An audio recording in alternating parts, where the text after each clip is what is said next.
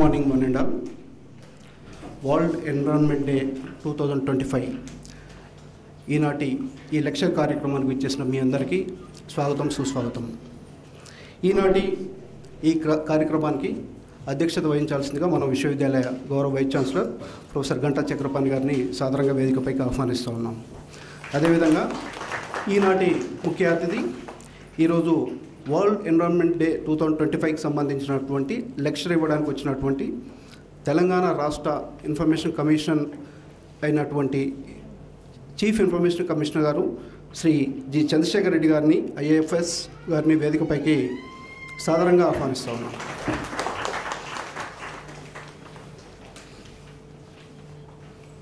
అదేవిధంగా గౌరవ అతిథిగా మన విశ్వవిద్యాలయ అకాడమిక్ డైరెక్టర్ ప్రొఫెసర్ జి పుష్పా చక్రపాణి మేడం గారిని వేదికపైకి ఆహ్వానిస్తున్నాము. కౌన్సిల్ ఫర్ గ్రీన్ రెవల్యూషన్ తరఫున ప్రెసిడెంట్గా ఉన్నటువంటి శ్రీమతి కె లీలా లక్ష్మారెడ్డి గారిని సాధారణంగా వేదికపైకి ఆహ్వానిస్తున్నాం. అదేవిధంగా మన విశ్వవిద్యాలయ registrar professor doctor LVK Reddy గారిని వేదికపైకి ఆహ్వానిస్తున్నాం. Now I request Professor Pramila Ketawat garu kindly present a sampling to our today's chief guest, Sri G. Chandrasekhar Reddy garu. Now I request all the dignitaries on the dais kindly proceed for the lighting of the lamp and offering the floor tributes to Dr. B.R. Ambedkar.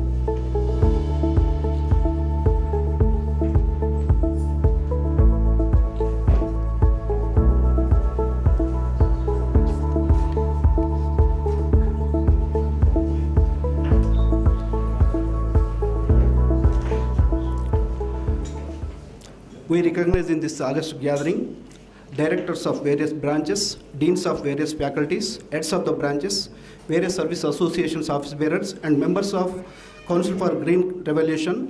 Also MLC Pathur Sudhakar Reddy garu and other elders are present in this August gathering. Now I request our Honorable Vice Chancellor Professor Ganta Chakrapani garu kindly conduct the further proceedings. Thank you very much. Good morning. Andarki namaskaram, swagatam. ఈరోజు doctor B R Ambedkar open university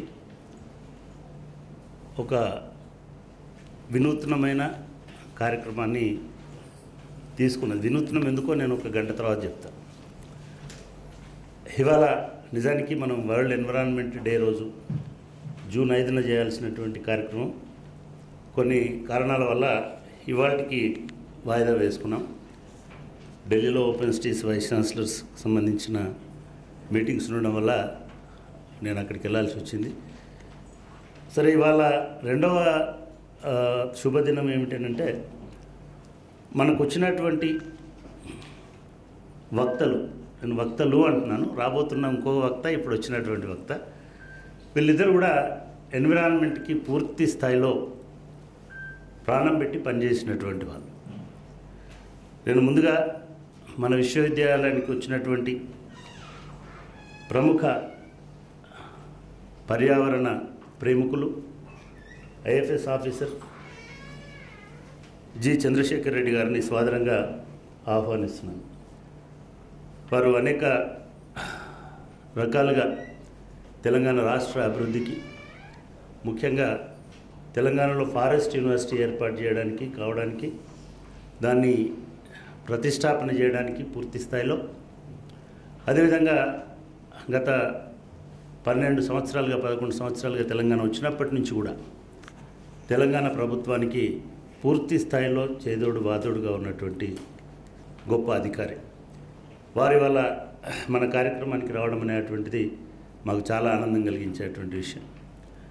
అదేవిధంగా మనతో పాటు గత 5-6 సంవత్సరాలుగా associate అయ్యి Ambedkar open యూనివర్సిటీతో, Ambedkar open యూనివర్సిటీలోనే కాకుండా course వాళ్ళు నాకు ఇందాక మా మిత్రులు సుధాకర్ రెడ్డి గారు, పెద్దలు లక్ష్మారెడ్డి గారి గురించి, లీలా లక్ష్మారెడ్డి గారి గురించి చాలా విషయాలు చెప్పారు. గ్రామీణ ప్రాంతాల నుంచి మొదలుపెట్టి పట్టణ ప్రాంతాల వరకు, విశ్వవిద్యాలయాల వరకు, పాఠశాలల వరకు విస్తృతంగా పర్యావరణ ప్రయోజనాలను ప్రచారం చేస్తున్నటువంటి సంస్థ ఈ green revolution council for green revolution. వారు రావడం అనేది కూడా నాకు చాలా ఆనందం కలిగించేటువంటి విషయం. వారికి నేను స్వాగతం తెలియజేస్తా ఉన్నాను. అదేవిధంగా పెద్దలు సుధాకర్ రెడ్డి గారు, మాజీ ఎమ్మెల్సీ, ఉపాధ్యాయ ఉద్యమకారుడు, తెలంగాణ ఉద్యమకారుడు, వారు కూడా ఇవాళ ఇక్కడికి రావడం ఆనందంగా ఉంది. మీ అందరికీ మరొకసారి నమస్కారాలు తెలియజేస్తా ఉన్నాను. చంద్రశేఖర్ రెడ్డి గారు ఈ క్యాంపస్ని చూసి ఒక రకంగా మంత్రముగ్ధుడైపోయింది. అంటే జనరల్గా ఒక అర్బన్ ఆర్కిటెక్ట్ ఉన్నాడు అనుకోండి, ఈ రోడ్డుపై అటువైపు పోయి ఓహో ఇది న్యూయార్క్ లాగా ఉంది, ఇది వాషింగ్టన్ లాగా ఉంది, హైదరాబాద్ చాలా అభివృద్ధి చెందుతుంది అని చెప్తుంటారు. కానీ మన క్యాంపస్లో చెట్లను మొక్కలను చూసి అసలు ఇంత అభివృద్ధి చెందింది, ఇంత అద్భుతమైనటువంటి క్యాంపస్ మీకుంది అని చాలా పొగిడాడు. వారికి మన బయోడైవర్సిటీ, ఈ యూనివర్సిటీలో ఉన్న పక్షులు, ఈ యూనివర్సిటీలో ఉన్నటువంటి క్రిమికీటకాలు, పురుగులు, చెట్లు, చేమలు అన్నిటిని మేము వాటిని డాక్యుమెంట్ చేసి పెట్టాం సార్. మేము రీసెంట్గానే యూనివర్సిటీలో ఒక బయోడైవర్సిటీ యూనిట్ను కూడా ప్రారంభించి ఈ క్యాంపస్ను పూర్తి స్థాయిలో ప్రొటెక్ట్ చేసేటువంటి కార్యక్రమం చేస్తాం. మా కార్యక్రమాలకి పూర్తి స్థాయి సపోర్ట్ చేసుకుంటూ, గైడ్ చేస్తూ ఉన్నటువంటి కౌన్సిల్ ఫర్ గ్రీన్ రెవల్యూషన్ వారు అనేక సందర్భాలలో మాకు చేదోడు వాదోడుగా ఉండి ఈ కార్యక్రమాలను నడిపించడానికి సహకరిస్తున్నారు. మేము కేవలం ఇట్లాంటి కార్యక్రమాలు నిర్వహించి సభలు పెట్టి ఆ ఒక్క సందర్భంలోనే దాన్ని పాటించడం కాకుండా ఎన్విరాన్మెంట్ని మా విద్యార్థులకు ఒక అలవాటుగా, బాధ్యతగా మార్చడం కోసం కూడా మేము ఎన్విరాన్మెంటల్ సైన్సెస్ని మా విద్యా కార్యక్రమంలో భాగం చేసాం. మాకు already diploma in environmental sciences ఉంది, మాకు జియాలజీ ఉంది, మాకు జియోగ్రఫీ ఉంది. 40 సంవత్సరాల నుంచి మేము వీటిని కంటిన్యూస్గా, అంటే మీకు రెగ్యులర్ మెయిన్ స్ట్రీమ్ కాలేజీలలో, మెయిన్ స్ట్రీమ్ యూనివర్సిటీలలో ఇటువంటి కోర్సులను పెట్టరు. ఎక్కువ డబ్బులు వచ్చేటువంటి కోర్సులను లేదా ఎక్కువ ఆదాయం ఉండేటువంటి కోర్సులని అటువంటి వాళ్ళు ప్రమోట్ చేస్తుంటారు. అంతే అది కాకుండా మేము మా గ్రాడ్యుయేషన్ ప్రోగ్రాంలో కూడా ఎన్విరాన్మెంటల్కి సంబంధించి, సస్టైనబుల్ డెవలప్మెంట్కి సంబంధించి, వాటర్కి సంబంధించి, అదేవిధంగా మనకు ఉండేటువంటి ప్రకృతి వనరులన్నిటికీ సంబంధించి వాటి కార్యక్రమాలను ఏదో ఒక రూపంలో కోర్సెస్లో వాటిని ఇన్వడింపజేసి మేము రన్ చేస్తూ వస్తున్నాం. ఈ సంవత్సరం కూడా మేము పోస్ట్ గ్రాడ్యుయేషన్కి కూడా ఎన్విరాన్మెంటల్ సైన్స్ని తీసుకెళ్లాలని ఆల్రెడీ మేము అప్రూవల్ ఇచ్చాం. ఆ కార్యక్రమం బహుశా 2025-26 నుంచి PG program already environmental sciences ఉంది. ఇప్పుడు డిప్లొమా ప్రోగ్రామ్ డిజైన్ చేస్తున్నాం. అదేవిధంగా జియోగ్రఫీలో కూడా మేము పీజీ ప్రోగ్రామ్ని డిజైన్ చేస్తున్నాం. ఇప్పుడు యూజీ ఆల్రెడీ మనకి ఇక్కడ అమల్లో ఉన్నది. సో వీటితో పాటుగా ఈ క్యాంపస్ని కాపాడుకోవడానికి, ఈ క్యాంపస్ అనేటువంటిది మీకు తెలియదు కాదు చంద్రశేఖర్ రెడ్డి గారు, ఇది మొత్తం ఒక కాంక్రీట్ జంగల్లో ఇది ఒక ఓయాసిస్ లాంటి క్యాంపస్. ఇక్కడున్న ఆక్సిజన్ వల్లనే ఈ చుట్టుపక్కల ఉన్నటువంటి అందరూ బతుకుతూ ఉన్నారు. అటువంటి ఒక న్యాచురల్ క్యాంపస్ మేము దీన్ని కాపాడేటువంటి ప్రయత్నం చేస్తున్నాం. మీరు చూశారు చాలా బిల్డింగ్లు వచ్చినాయి, కానీ మేము వాటిని ఎకో ఫ్రెండ్లీగా కట్టినాం. ఎక్కడ కూడా పెద్ద పెద్ద కొండలను, రాళ్ళను తీసేయకుండా, ఎక్కడైతే అనువైన ప్రాంతాలు ఉన్నాయో, ఎక్కడైతే ఎక్కువ విధ్వంసం జరగకుండా వాటిని కాపాడగలుగుతామో అటువంటి చోటనే ఈ క్యాంపస్ని మనము ఏర్పాటు చేయడం జరిగింది. బిల్డింగ్స్ అదే పద్ధతిలో ఏర్పాటు చేయడం జరిగింది. అంతేకాకుండా ఇప్పుడు వస్తున్నటువంటి అన్ని బిల్డింగ్, ఇప్పుడు కూడా మాకు కొత్తగా మళ్ళీ కొన్ని బిల్డింగ్లు వస్తున్నాయి. మేము చాలా క్లియర్గా చెప్పాము, వీటిని గ్రీన్ ఫ్రెండ్లీ, అటువంటి ఎకో ఫ్రెండ్లీ బిల్డింగ్స్ లాగానే కట్టాలి. ఎక్కువ కాంక్రీట్, ఎక్కువ ఇది లేకుండా చూసుకునేటట్టుగా అటువంటి ఏర్పాట్లు కూడా మేము చేస్తాం. సో మొత్తంగా ఈ క్యాంపస్ని కాపాడుకోవడమే కాకుండా విద్యార్థుల్లో మేము ఒక స్పృహని కలిగించడానికి, సామాజికంగా ప్రకృతిని ఎట్లా కాపాడుకోవాలనే స్పృహను కలిగించడానికి మేము ప్రయత్నం చేస్తున్నాం. సరే, ఈ మధ్యకాలంలో ఆంధ్రప్రదేశ్ గవర్నర్ ఒక మామూలు యువకుడిని నల్లమలలో ప్లాస్టిక్ ఏరుకుంటున్నటువంటి ఒక మామూలు యువకుడిని పిలిచి ఆయనకు టీ పార్టీ ఇచ్చాడు, టీకి పిలిచాడు. పిలవడమే కాకుండా ఆంధ్రప్రదేశ్ ముఖ్యమంత్రి ఆ పిల్లవాడిని ఆంధ్రప్రదేశ్ పర్యావరణ సలహాదారుడుగా నియమించినాడు. అబ్బాయి పేరు కొమ్మెర జాజీ. ఆయన అసలు పేరు జాజీ అనే ఎక్కువ పాపులర్గా ఉన్నటువంటి వ్యక్తి. ఆ 2-3 రోజుల క్రితం ఇది బాగా హంగామా అయింది, హడావిడి అయింది. సరే, ఆ అబ్బాయి ఎవరు అనేటువంటి ఆసక్తి, ఎందుకంటే 10వ తరగతి డ్రాప్ అయి తన చుట్టూ ఉన్నటువంటి నల్లమల ప్రాంతంలో ఈ పర్యావరణ విధ్వంసానికి కారణమైన ప్లాస్టిక్లు, ఇవాళ మనం ప్లాస్టిక్స్ వినియోగం గురించి మాట్లాడుతున్నాం కాబట్టి దాన్ని ఎదుర్కొనడానికి మనం ఊరికనే మాట్లాడితే సరిపోదని ఆ అబ్బాయి గత 28 సంవత్సరాలు 30 సంవత్సరాలుగా అడవిలోకి వెళ్ళి ప్లాస్టిక్ అంతా ఏరుకొచ్చి బయట పడేయడం ఆయన దినచర్యలాగా పెట్టుకున్నాడు. ఈ 30 సంవత్సరాలలో ఆయన కొన్ని వేల టన్నుల ప్లాస్టిక్ని బయటికి తీసుకొచ్చి సేకరించి బయటపడేసే పనిలో ఉంది. అదే పనిగా దాదాపుగా ఈ 30 సంవత్సరాలలో ఆయన 3 లక్షల చదరపు కిలోమీటర్లు, 3 లక్షల విత్తనాలు, స్నో బాల్స్ అంటారు కదా, సీడ్ బాల్స్ని చేసి కొన్ని లక్షల వృక్షాలను నాటినాడు. సరే, అతనికి సంబంధించి ది వీక్ అనేటువంటి పత్రిక ఒక కథనాన్ని రాసింది ఈ అబ్బాయి గురించి. అది చాలా వైరల్ అయింది. చాలామందికి ఓహో, మన ఇప్పుడు పల్నాడు జిల్లా అక్కడ అట్లాంటి మనిషి ఒక ఆయన ఉన్నాడని తండోపతండాలుగా అప్పుడు లోకల్ మీడియా కూడా రాయడం స్టార్ట్ చేసింది. ఇది అక్కడ గవర్నర్ గారికి తెలిసింది. గవర్నర్ గారు తెలుసుకొని ఛాయ్ తాగిపించి ఇదంతా మాట్లాడుతుంటే, నువ్వు ఎక్కడ చదువుకున్నావు బాబు అని అడిగినాడు. ఆయన, నేను డాక్టర్ బిఆర్ అంబేద్కర్ యూనివర్సిటీ విద్యార్థిని. నాకు అనుకోకుండా ఒక మిత్రుడు నాకు నిన్న రాత్రి ఈ సంఘటన చెప్పాడు. సరే, నేను పొద్దున్న 7 గంటలకి ఇమ్మీడియట్గా పిడుగురాళ్ళ ఏరియాలో ఉన్న ఒక రిపోర్టర్కి ఫోన్ చేసి నాకు ఎట్లయినా ఆ నంబర్ అర్జెంటుగా పంపండి అని చెప్పాను. సరే, అనుకోకుండా ఆయన ఫోన్ నెంబర్ పంపించాడు. ఇంకో విషయం ఏం చెప్పాడంటే, ఆయన వెంకయ్య నాయుడు గారు ఇవాళ ఆయనకి వాళ్ళ ఇంట్లో విందు ఏర్పాటు చేశాడు, ఆయన హైదరాబాద్ బయలుదేరాడని చెప్పాడు. నేను మొత్తానికి ఆయన ట్రాక్ చేసి నేను రైల్వే స్టేషన్కు మా వెహికల్ పంపించాను. ఆయన దేగానే తీసుకొని ఇక్కడికి రమ్మని చెప్పాను. అంటే నాకు ఎంత ఆనందంగా ఉంటుందంటే, మనం పాఠాలు చెప్పడము, పరిశోధనలు చేయడము, లేదా డాక్టరేట్లు సంపాదించుకోవడం, పోస్ట్ డాక్టరేట్లు సంపాదించుకోవడం అంతా ఒక లక్ష్యంతో చేస్తూ పోతున్నాం. అది మన వ్యక్తిగతమైన లక్ష్యం. మా గెల్లు అశోక్ ఏమన్నా రీసెర్చ్ చేసినాడు, లేకపోతే పరిశోధన చేసినాడంటే ఇక్కడ ఉద్యోగం రావాలి, ఇక్కడ పర్మనెంట్ కావాలి, లేదా ఎక్కడో ఒకడ నేను స్థిరపడాలనే వ్యక్తిగత స్వార్థంతో చేస్తాను. నేనైనా, ఆయనైనా, ఇంకెవరైనా. కానీ ఒక మామూలు గిరిజన ప్రాంతంలో, ఒక అడవి ప్రాంతంలో ఉన్నటువంటి యువకుడు, ఆ అడవి విధ్వంసం అయిపోతుంది, అడవి నాశనం అయిపోతుంది, ప్లాస్టిక్ వ్యతిరేకంగా 30 సంవత్సరాల జీవితాన్ని ఖర్చు చేసి ఆ అడవిని కాపాడడం అనేది నిజంగా కూడా నాకు చాలా ఆనందం కలిగించినటువంటి విషయం. నాకు గర్వకారణమైన విషయం ఏంటంటే, అతడు మా విద్యార్థి కావడం అనేటువంటిది కూడా నాకు గర్వకారణం. అంటే ఎంతమంది పిహెచ్డి హోల్డర్స్ని, ఎంతమంది మహామహా అవార్డు గ్రహీతలను ప్రొడ్యూస్ చేసినటువంటి యూనివర్సిటీ కంటే ఎక్కువగా నేను చాలా ఇవాళ ఆనందపడ్డాను. అందుకే ఆయనకి నేను ఇమ్మీడియట్గా ఇక్కడికి తీసుకురమ్మన్నాను, ఫోన్లో మాట్లాడాను. ఆయన కూడా చాలా వినమ్రంగా, చాలా ఇదిగా ఒప్పుకున్నాడు. అందుకే నేను చెప్పాను, ఇంకో గెస్ట్ కూడా రాబోతున్నాడు ఇవాళ అని చెప్పేసి.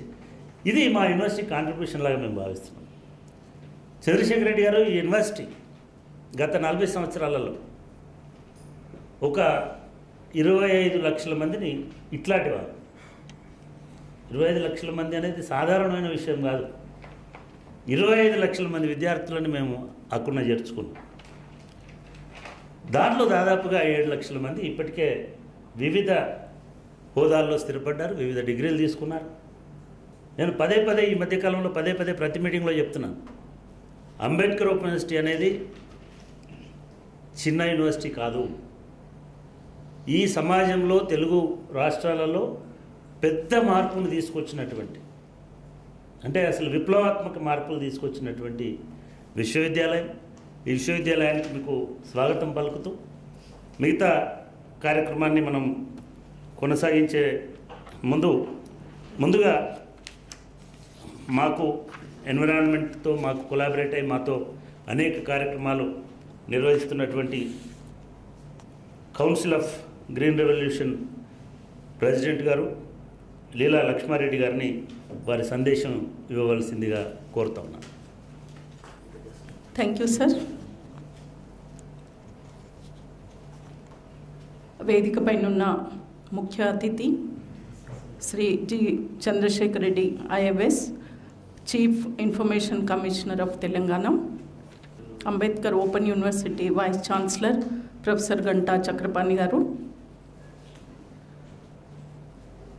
Academic director professor G Pushpa Chakrapani garu, registrar L Vijayakrishnareddy గారు, మేము ముద్దుగా ఎల్బీకే అన్నాను పిలుచుకుంటాము. అలాగే ఈరోజు కార్యక్రమానికి మమ్మల్ని బ్లెస్ చేయడానికి వచ్చినటువంటి పెద్దలు సుధాకర్ రెడ్డి గారు, ఎమ్మెల్సీ గారు, ఎక్స్ ఎమ్మెల్సీ గారు, అలాగే ఓపెన్ యూనివర్సిటీ ఇతర డిపార్ట్మెంట్ డీన్స్, స్టూడెంట్స్, ఇంకా సీజీఆర్ నుండి వచ్చినటువంటి సభ్యులు అందరికీ నమస్కారాలు తెలియజేస్తూ, ఈరోజు మనము ప్రపంచ పర్యావరణ దినోత్సవం సందర్భంగా ఈ కార్యక్రమాన్ని నిర్వహించుకుంటూ ఉన్నాము. అంటే ఏవైనా ఈవెంట్స్, క్యాలెండర్ ఆఫ్ ఈవెంట్స్ అని అనుకుంటూ ఉంటాం మనం.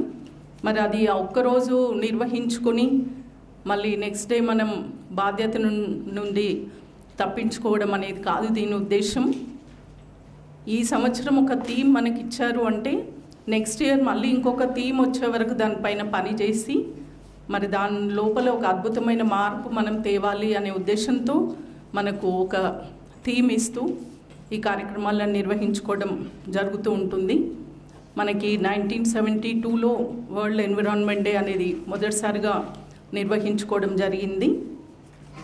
అంటే ఇలాంటి కార్యక్రమాలు నిర్వహించుకునేటప్పుడు ఒకే భావజాలం ఉన్న అందరం ఒక దగ్గరికి వస్తాము. మరి అందరి ఆలోచన ఒక దగ్గరికి వస్తే అది చాలా శక్తివంతంగా తయారవుతుంది.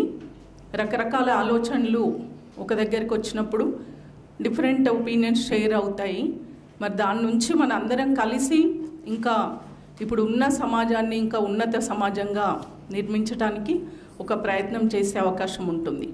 ముఖ్యంగా ఈరోజు నాకు ఇందాక సార్ చెప్పినట్టు ఫస్ట్ ఒకటే సంతోషకరమైన వార్త అనుకుని నేను వచ్చాను. ఎందుకంటే చంద్రశేఖర్ రెడ్డి సార్ గురించి మేము ఎప్పుడు అంటే సారు అబ్సెన్స్లో మేము చాలాసార్లు మాట్లాడుకుంటూ ఉంటాము. వారి యొక్క కమిట్మెంట్, ఫారెస్ట్ కోసం వారు చేసినటువంటి కృషి, మరి మా అందరికీ కూడా వారు మార్గదర్శకులు.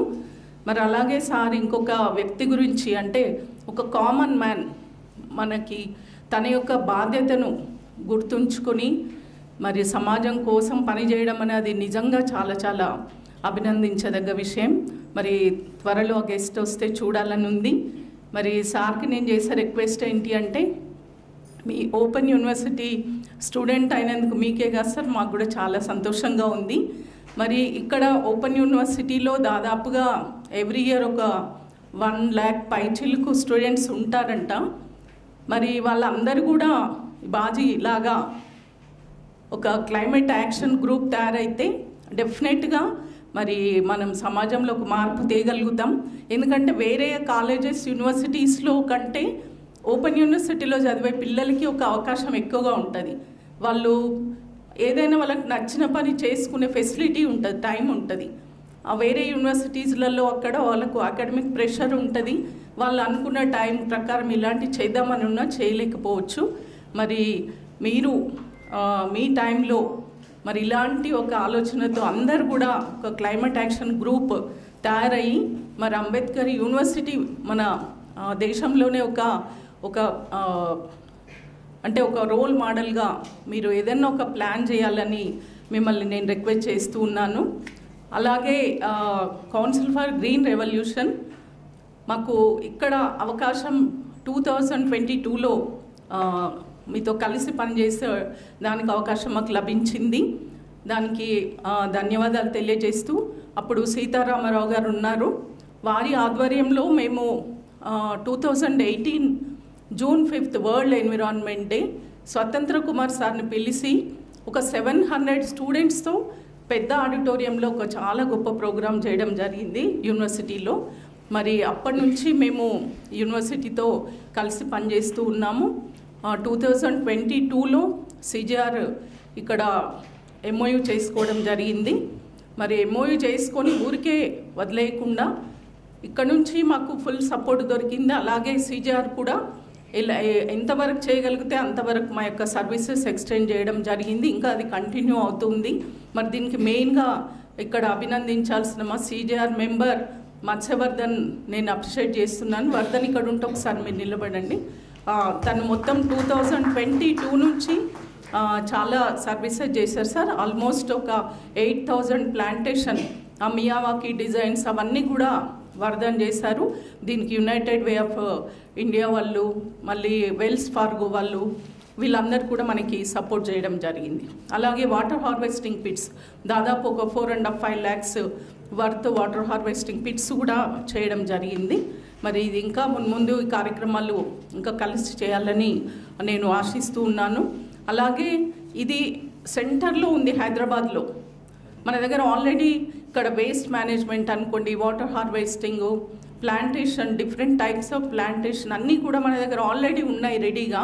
ఇది ఒక సస్టైనబుల్ మోడల్, అంటే మిగతా కాలేజెస్ కూడా ఇది ఒక విజిటింగ్ ప్లేస్ లాగా ఉండి మిగతా కాలేజెస్ వాళ్ళ ప్లేసెస్లో చేసుకోవడానికి మనం ఒక గైడింగ్ ఫోర్స్ లాగా ఉంటే బాగుంటుంది అనేది సిజిఆర్ యొక్క ఆలోచన. మరి ఈ దిశగా మీరు కూడా ఆలోచించాలని మిమ్మల్ని రిక్వెస్ట్ చేస్తూ ఉన్నాను. మరి సిజిఆర్ గురించి ఒక 2 నిమిషాలు చెప్పి నేను ముగిస్తాను. సిజిఆర్ అనేది కౌన్సిల్ ఫర్ గ్రీన్ రెవల్యూషన్ 2010వ సంవత్సరంలో ప్రారంభించాము. ఇది ఎన్జిఓ కాదు, ఒక సివిల్ సొసైటీ ఆర్గనైజేషన్. దీంట్లో ఒక్క వ్యక్తి పైన ఆధారపడి సిజిఆర్ నడవదు. బాధ్యత కలిగిన చాలామంది వ్యక్తుల కలయిక సిజిఆర్. దానికి మాకు మెంటర్, మా గైడింగ్ ఫోర్స్ అయిన ప్రొఫెసర్ పురుషోత్తం రెడ్డి సార్, వారు 2010 నుంచి ఆర్గనైజేషన్కి మార్గదర్శకులుగా ఉన్నారు. మరి అలాగే చాలామంది డిఫరెంట్ ఫీల్డ్స్లో చాలా గొప్ప స్థాయిలో ఉంటూ ఈ సొసైటీకి కాంట్రిబ్యూట్ చేయాలనే ఉద్దేశంతో సిజిఆర్ సపోర్ట్ చేస్తూ ఉన్నారు.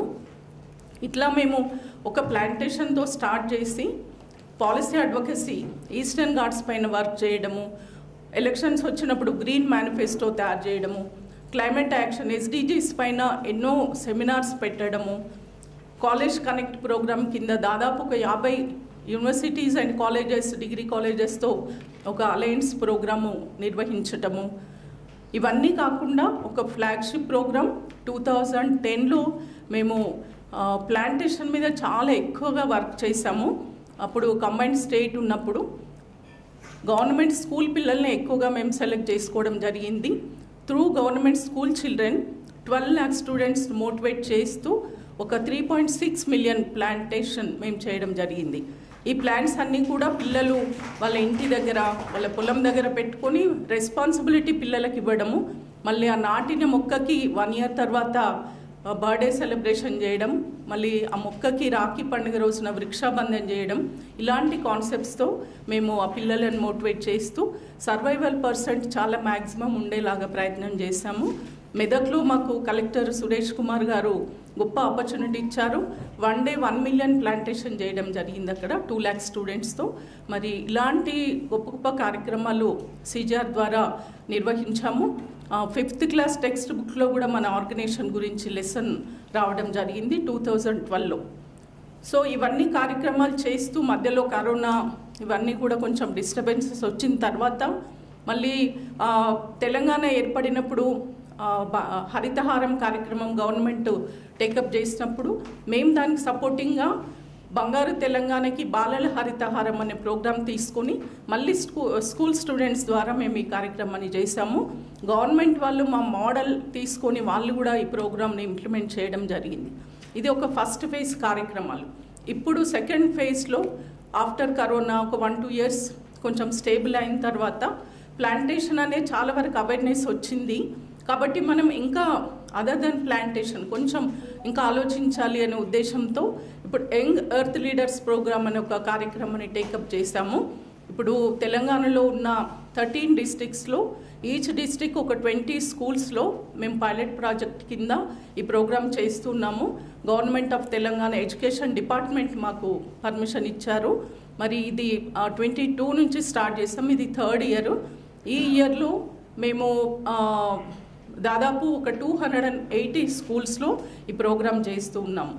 ఇటీవల సెంట్రల్ గవర్నమెంట్ వాళ్ళు ఒక SSC అనే సోషల్ స్టాక్ ఎక్స్చేంజ్ అనే ఒక కాన్సెప్ట్ని ఇంట్రడ్యూస్ చేశారు.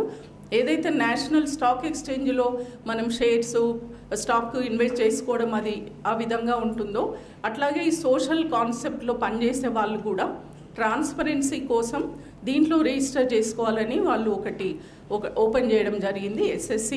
సో దాంట్లో మేము లాస్ట్ ఇయర్ నుంచి ప్రయత్నం చేస్తే మొన్న June 4th రోజున కౌన్సిల్ ఫర్ గ్రీన్ రెవల్యూషన్ ఇండియాలో ఫస్ట్ రిజిస్టర్డ్ ఎన్విరాన్మెంట్ ఆర్గనైజేషన్గా రిజిస్టర్ కావడం జరిగింది. 14th organisation in India. అంటే ఎన్నో NGOs ఉన్నప్పటికీ మరి మాది 14th ఆర్గనైజేషన్గా రిజిస్టర్ నార్మల్గా అయింది. ఫస్ట్ ఎన్విరాన్మెంట్ ఆర్గనైజేషన్గా అక్కడ రిజిస్టర్ కావడం జరిగింది. ఇది మీ అందరితో షేర్ చేసుకోవడానికి నేను చాలా సంతోషిస్తున్నాను. మరి ఇంకా మున్ముందు ఇలాంటి మంచి సంస్థల సహకారంతో మరి పెద్దల అడ్వైజెస్తో మేము ఇంకా మంచి కార్యక్రమాలు చేయడానికి ప్రయత్నం చేస్తున్నాం. ముఖ్యంగా ఇక్కడ ఉన్న యూత్కి ఒకటే ఒక మాట చెప్పి నేను ముగిస్తాను. మరి ఇది ఇందాక సార్ చెప్పారు, మనకు అకాడమిక్ అనేది మన వ్యక్తిగత బాధ్యత, వ్యక్తిగత ప్రయత్నం. అది మనము వ్యక్తిగతంగా మార్కుల కోసం ప్రయత్నం చేస్తాం. కానీ ప్రతి మనిషికి కూడా ఒక సామాజిక బాధ్యత ఉంటుంది. మరి సామాజికంగా అకాడమిక్లో ఎట్లయితే వ్యక్తిగతంగా మార్కుల కోసం ప్రయత్నిస్తామో సామాజికంగా మనం మార్పుల కోసం ప్రయత్నం చేయాలి. ఎందుకంటే ఈరోజు ప్లాస్టిక్ అనేది ఏదైతే టాపిక్ ఇచ్చారో మనకి అది చాలా చాలా చాలా మనం అందరం కూడా దాన్ని ఆలోచించాల్సిన అవసరం ఉంది. మనందరం కూడా చూస్తున్నాము, ప్రాబ్లం ఉంది అనుకుంటున్నాం, కానీ సొల్యూషన్ దిశగా ప్రయత్నం చేయడం అనేది చాలా తక్కువగా కనిపిస్తుంది. దయచేసి యంగ్స్టర్స్ అందరికి నేను చేసే రిక్వెస్ట్ ఏంటి అంటే అవేర్నెస్ కల్పించాలి. మనం అవేర్నెస్ అనేది చాలా ల్యాక్ ఉంది. గవర్నమెంట్స్ చేయట్లేదు, ఎవరు చెప్పట్లేదు. యూనివర్సిటీస్ అండ్ కాలేజెస్ సొసైటీకి దూరంగా ఉంటున్నాయి. అట్లా కాకుండా ప్రతి కాలేజ్ అండ్ యూనివర్సిటీ సొసైటీతో కనెక్ట్ అయ్యి మరి మనం ఈ ప్లాస్టిక్ పైన నెక్స్ట్ ఇయర్ వరకు కంపల్సరీగా మనం ఏదైనా ఒక అంటే గ్రౌండ్ లెవెల్లో ఒక యాక్షన్ చేసి చూపించాలని మీ అందరిని నేను రిక్వెస్ట్ చేస్తున్నాను. మీకు ఏదైనా ఒక సపోర్ట్ కానీ సలహా కావాలంటే మీరు డెఫినెట్గా కౌన్సిల్ ఫర్ గ్రీన్ రెవల్యూషన్ మీరు అప్రోచ్ కావచ్చు. మా దగ్గర ఉన్న పెద్దలు మీకు మంచి అడ్వైజ్ ఇస్తారు. మరి మన అందరం కలిసి ఒక మంచి సొసైటీ నిర్మాణం చేయడానికి ప్రయత్నం చేద్దామని మీ అందరినీ రిక్వెస్ట్ చేస్తూ ఉన్నాను. ఎందుకంటే ఇప్పుడు ప్లానెట్ వర్సెస్ ప్లాస్టిక్ లాగా మన పరిస్థితి ఉంది. మరి ఈ ప్లానెట్ తప్పితే మనకు ప్లానెట్ బి ఎక్కడ లేదు. ఉన్నదాన్ని మనం కాపాడుకోవాలి, దాన్ని మనం మంచిగా మనం అనుభవించడం, నెక్స్ట్ జనరేషన్స్కి దీన్ని మంచి ప్లానెట్గా అందించాలి అనేది అబ్దుల్ కలాం గారి కోరిక కూడా. మరి మనందరం కూడా బాధ్యతాయుతంగా ఊరికే సెమినార్లు ఈ చర్చలు విషయం తెలుసుకోవడానికి పనికొస్తాయి, కానీ గ్రౌండ్లో మనం యాక్షన్ చేయనంత వరకు రిజల్ట్ అనేది రాదు. కాబట్టి మనందరం కూడా రిజల్ట్ ఓరియంటెడ్గా పని చేద్దామని మీ అందరికీ నేను పిలుపునిస్తూ మరి కౌన్సిల్ ఫర్ గ్రీన్ రెవల్యూషన్ ఈసారి 300 గవర్నమెంట్ హై స్కూల్స్లో నో ప్లాస్టిక్ జోన్గా డిక్లరేషన్ చేయబోతున్నాము. ఆల్రెడీ ఒక 50-60 స్కూల్స్ చేశారు. పిల్లలందరినీ కొంచెం అవేర్నెస్ చేస్తే వాళ్ళ స్కూళ్ళల్లో వాళ్ళు తిని పడేసిన chocolate rappers, bottles, Kurkure packets ఒక్కొక్కరు వాళ్ళు సెగ్రిగేట్ చేసి కిలోల కొద్దీ వాళ్ళు జమ చేసి పెట్టారు. అంటే వాళ్ళకి అప్పుడు అర్థమైంది మనం ఎంత భూమిలో పొల్యూషన్ చేస్తున్నామో అనేది. అలాంటి ఒక యాక్షన్ అనేది ప్రతి చోట జరగాలి, ప్రతి గ్రామంలో జరగాలి. మరి అర్బన్ వేస్ట్ మేనేజ్మెంట్ అనేది ఈరోజు మన ముందున్న పెద్ద ఛాలెంజ్.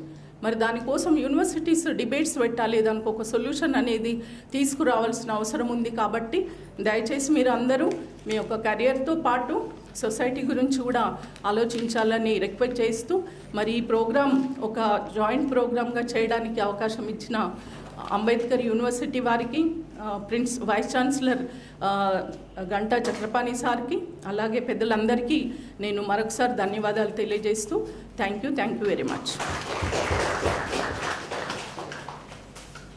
లోతైనటువంటి అంశాలని మీరు ఈ వేదిక ముందుకు తీసుకొచ్చారు. మేడం, మీరు అన్నది ఒక మంచి ఇదేమిటంటే ఒక యాక్షన్ గ్రూప్ ఏర్పాటు చేయాలనేటువంటిది దానికి మాకు కూడా ఉన్నటువంటి ఆలోచన. అందుకే మేము ఈ మధ్య ఇందాక చెప్పినట్టుగా మేము బయోడైవర్సిటీ యూనిట్ పెట్టి మా ప్రొఫెసర్ రాజశేఖర రెడ్డి గారి ఆధ్వర్యంలో, మిగతా మా ప్రొఫెసర్ ప్రమీల గారి ఆధ్వర్యంలో మేము దాన్ని మొదలుపెట్టాం. అంటే ఏదైనా సరే సంస్కరణ మన ఇంటి నుంచి మొదలు కావాలి కాబట్టి ముందు మేము ఈ క్యాంపస్ని ప్లాస్టిక్ ఫ్రీ క్యాంపస్గా చేయడానికి, అదేవిధంగా అన్ని జీవరాశులకు నిలయంగా అట్లాగే కాపాడడానికి మేము రోజు మా పిల్లలు క్లాసులు ప్రాక్టికల్స్ చేస్తున్నటువంటి వాళ్ళు కిటికీలోంచి పాములు పోవడము ఇవన్నీ చూస్తుంటారు. అప్పుడు ఎట్లా దాన్ని టాలరేట్ చేస్తారో సాయంత్రం కాగానే నిమ్మలు రావడము, అంటే ఇది పూర్తిగా ఈకో ఫ్రెండ్లీగా ఈ జోన్ ఈ మొత్తం క్యాంపస్ని కాపాడడం అనేది ప్రాథమికంగా మా కర్తవ్యం అనేటువంటి విషయాన్ని మేము గమనించడం కాకుండా ఈ క్యాంపస్లో వేరే ఇంకొక 10 ఎకరాలతో ఒక కొత్త యూనివర్సిటీని ఇక్కడికి తీసుకొస్తామన్నప్పుడు కూడా మా ఉద్యోగులు, మా అధ్యాపకులు 80 రోజుల పాటు ఒక పెద్ద యుద్ధం చేసి ప్రభుత్వం నుంచి దాన్ని విరమించి చేసుకున్నారు. అప్పుడు నేను స్వయంగా సీఎం గారికి చెప్పినప్పుడు కూడా చెప్పింది ఏమిటంటే, మేము ల్యాండ్ ఇవ్వడానికి వ్యతిరేకంగా, కానీ దానివల్ల ఇంకో కొత్త యూనివర్సిటీ ఇక్కడికి రావడం వల్ల, ఆ కొత్త యూనివర్సిటీతో పాటు ఇంకొక 3000 మంది విద్యార్థులు రావడం వల్ల వాళ్ళ హాస్టల్స్ వాళ్ళు దీన్ని మొత్తం దుర్వినియోగం చేసి, ఇది మొత్తం హైదరాబాద్లో మిగిలి ఉన్న ఒకే ఒక్క ప్రాంతం కాబట్టి దీన్ని కాపాడి తీరాల్సిందే అని చెప్తే వారు కూడా మొత్తానికి కన్విన్స్ అయినారని అనుకుంటున్నాను నేను. వాళ్ళు కూడా ప్రత్యామ్నాయం వెతుక్కుంటున్నారని అనుకుంటున్నాను. రెండవది, మీరు చెప్పినట్టుగా మేము 110 ఇట్లాంటి క్యాంపస్లు ఉన్నాయి మా. సరే, అవి మా క్యాంపస్లు కావు, గవర్నమెంట్, కానీ 110 సెంటర్లకి ప్రతి ఆదివారం మా పిల్లలు వస్తారు. మా పిల్లల్లో చాలా గొప్ప గొప్ప వ్యక్తులు ఉన్నారు, అనేక అంశాలలో లోతైనటువంటి అవగాహన ఉన్నటువంటి వాళ్ళు ఉన్నారు. ఎందుకంటే వాళ్ళు అనుభవాన్ని రంగరించి చదువుకుంటున్నటువంటి వాళ్ళు, మిగతా వాళ్ళ కాన్వెంట్ నుంచి కాలేజీకి వచ్చేటువంటి వాళ్ళు కాదు వాళ్ళు.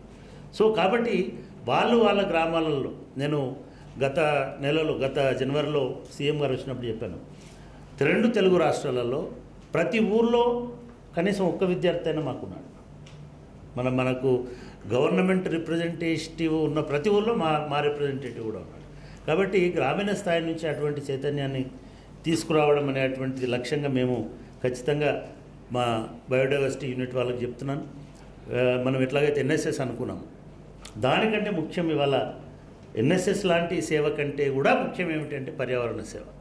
కాబట్టి అటువంటి ఒక బ్రిగేడ్ని, అటువంటి ఒక యూనిట్స్ని అన్ని స్టడీ సెంటర్స్లో స్టార్ట్ చేయాలని కూడా నేను వారికి చెప్తా ఉన్నాను. నెక్స్ట్ టైం కల్లా మేము అట్లాంటి ఒక 1000 మంది కార్యకర్తలతో, మా విద్యార్థులతో మిమ్మల్ని పిలిచి ఇక్కడే మళ్ళీ మా పెద్ద ఆడిటోరియంలో మేము ఒక పెద్ద సదస్సును కూడా దీనిలో నిర్వహిస్తాం.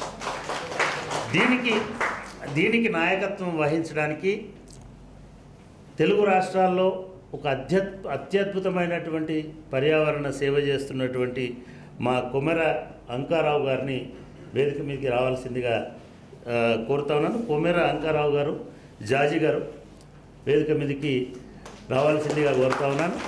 కొమెర జాజీ మా దగ్గర గ్రాడ్యుయేషన్ చేసినటువంటి విద్యార్థి, తర్వాత పోస్ట్ గ్రాడ్యుయేషన్ చేశారు. వారు ప్రకాశం కూడా కాదు, అది గుంటూరు జిల్లా, పల్నాడు జిల్లా, ఇప్పుడు కొత్త జిల్లాలలో పల్నాడు జిల్లా నుంచి ఉన్నారు. ఆయన నల్లమలను దత్తత తీసుకొని, ఒక వ్యక్తి రోజు నల్లమల అడవికి పోయి ఆ అడవిలో ఉన్న చెత్త చెదారము మొత్తాన్ని ఏరుకొని టన్నుల కొద్దీ మూట కట్టుకొని దాన్ని తీసుకొచ్చి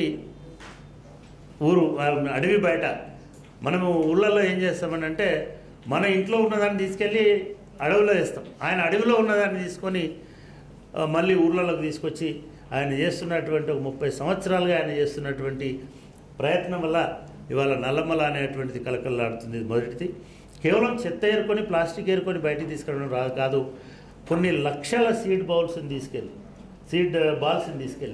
ఆయన ఈ 30 సంవత్సరాలలో కొన్ని లక్షల వృక్షాలను ఎదిగేలాగా కొన్ని లక్షల మొక్కల్ని నాటినాడు. ఒక వైస్ ఛాన్సలర్గా ఇది మాకు చాలా గర్వకారణం. మిమ్మల్ని నేను మనస్ఫూర్తిగా అభినందిస్తున్నాను. నాకు రాత్రి 11 గంటలకు ఒక మిత్రుడు చెప్పాడు, ఇవాళ 8 గంటలకు ఆయనకు నేను ఫోన్ చేశాను. ఫోన్ చేసి నేను రైల్లో ఉన్నాను సార్, నిలబడే జాగా కూడా లేదు రైల్లో, నేను ఫోన్ మాట్లాడలేనంటే నేను నీకు సికింద్రాబాద్ రైల్వే స్టేషన్లో దిగుతానంటే నేను సికింద్రాబాద్ రైల్వే స్టేషన్లో దిగగానే మా డ్రైవర్ ఫోన్ చేస్తాడు, నేరుగా మీరు ఇక్కడికి రండి అన్నాను. థ్యాంక్ యూ మీరు ఇక్కడికి వచ్చినందుకు.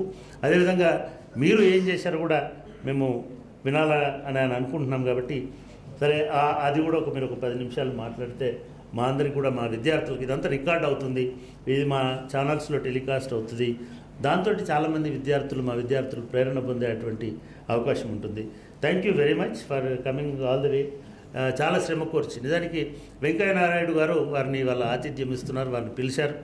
Thank you very much brother. అందరికీ నమస్కారం. నా పేరు కొమ్మెర అంకారావు.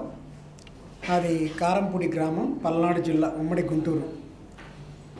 నాగార్జున సాగర్ డ్యామ్కి 50 కిలోమీటర్ల దూరంలో మా ఊరు ఉంటుంది. నేను ప్రస్తుతానికి ఆంధ్రప్రదేశ్ అటవీ పర్యావరణ శాఖ అడ్వైజర్ని. ఒక సాధారణ వ్యక్తి. కనీసం నాకు తినటానికి తిండి కూడా లేని పరిస్థితి. అలాంటి ఒక సాధారణ వ్యక్తిని ఒక రాష్ట్రానికి అడ్వైజర్గా నియమించడం అనేది మన జూన్ 5 పర్యావరణ దినోత్సవం ప్రకటన చేశారు సీఎం గారు. ఇప్పుడు సోషల్ మీడియాలో ట్రెండింగ్ అది. దేశంలోనే ఒక సాధారణ వ్యక్తి, అంటే కనీసం తినడానికి సింగిల్ టీ తాగడానికి డబ్బు లేని వ్యక్తిని నియమించడం అనేది. ఇలా ఎందుకు జరిగింది అంటే, నా వయసు ఇప్పుడు ఖచ్చితంగా 43. నా 11వ ఏట నేను అడవుల్లోకి వెళ్ళడానికి ఒక కారణమైంది. అంటే అడవుల్లోకి ఎందుకు వెళ్ళాను అంటే, చిన్నప్పుడు తినడానికి తిండి లేకపోతే అడవుల్లోకి వెళ్తే కాయలు ఉంటాయి, తినడానికి వెళ్ళాను అనమాట. అంటే అడవి ఎంత దూరం ఉంటుంది నాకు? ఊరు చివర మా గుడిసె, మా ఇల్లు ఊరు చివర చిన్న గుడిసె. ఆ గుడిసెకి 100 మీటర్ల దూరంలో నాగార్జున సాగర్ కుడి కాలువ. ఆ కుడి కాలువకి 100 మీటర్ల దూరంలో నల్లమల్ల అడవి ప్రాంతం పుట్టుక, దాన్ని నల్లగొండ ఫారెస్ట్ అంటారు. అక్కడికి ఆ కాలువ దాటితే ఏదన్నా జానకాయలు ఉంటే తిందామనే ఒక ఆశ, అంటే కొనుక్కోవడానికి డబ్బులు కూడా లేని పరిస్థితి.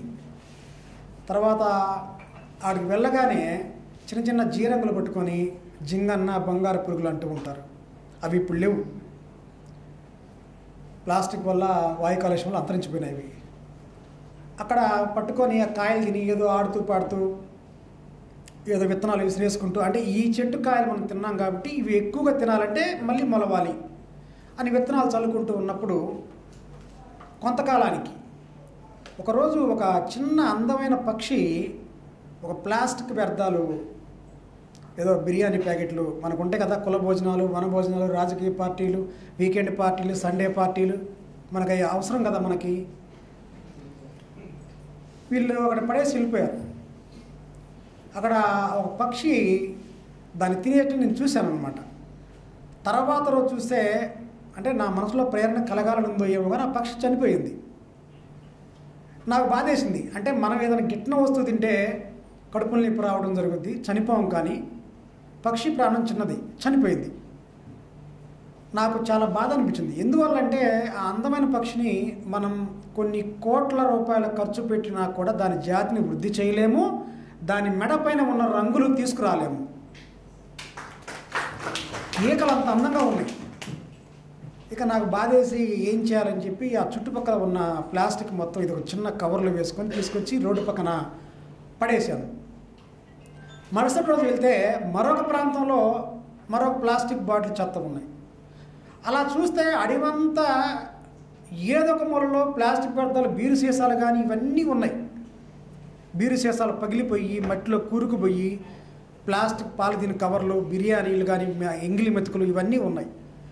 ఆ విధంగా నేను నా 14 అంటే 11వ ఏట విత్తనాలు చల్లటం కోసం వెళ్ళి 13, 14వ ఏట నుంచి ప్రారంభించాను అడవుల్లో చెత్త ఏరే కార్యక్రమం. నేటి వరకు కూడా నల్లమల్ల అడవి ప్రాంతంలో సుమారుగా 3 లక్షల ఎకరాల్లో అడవిని శుభ్రం చేశాను.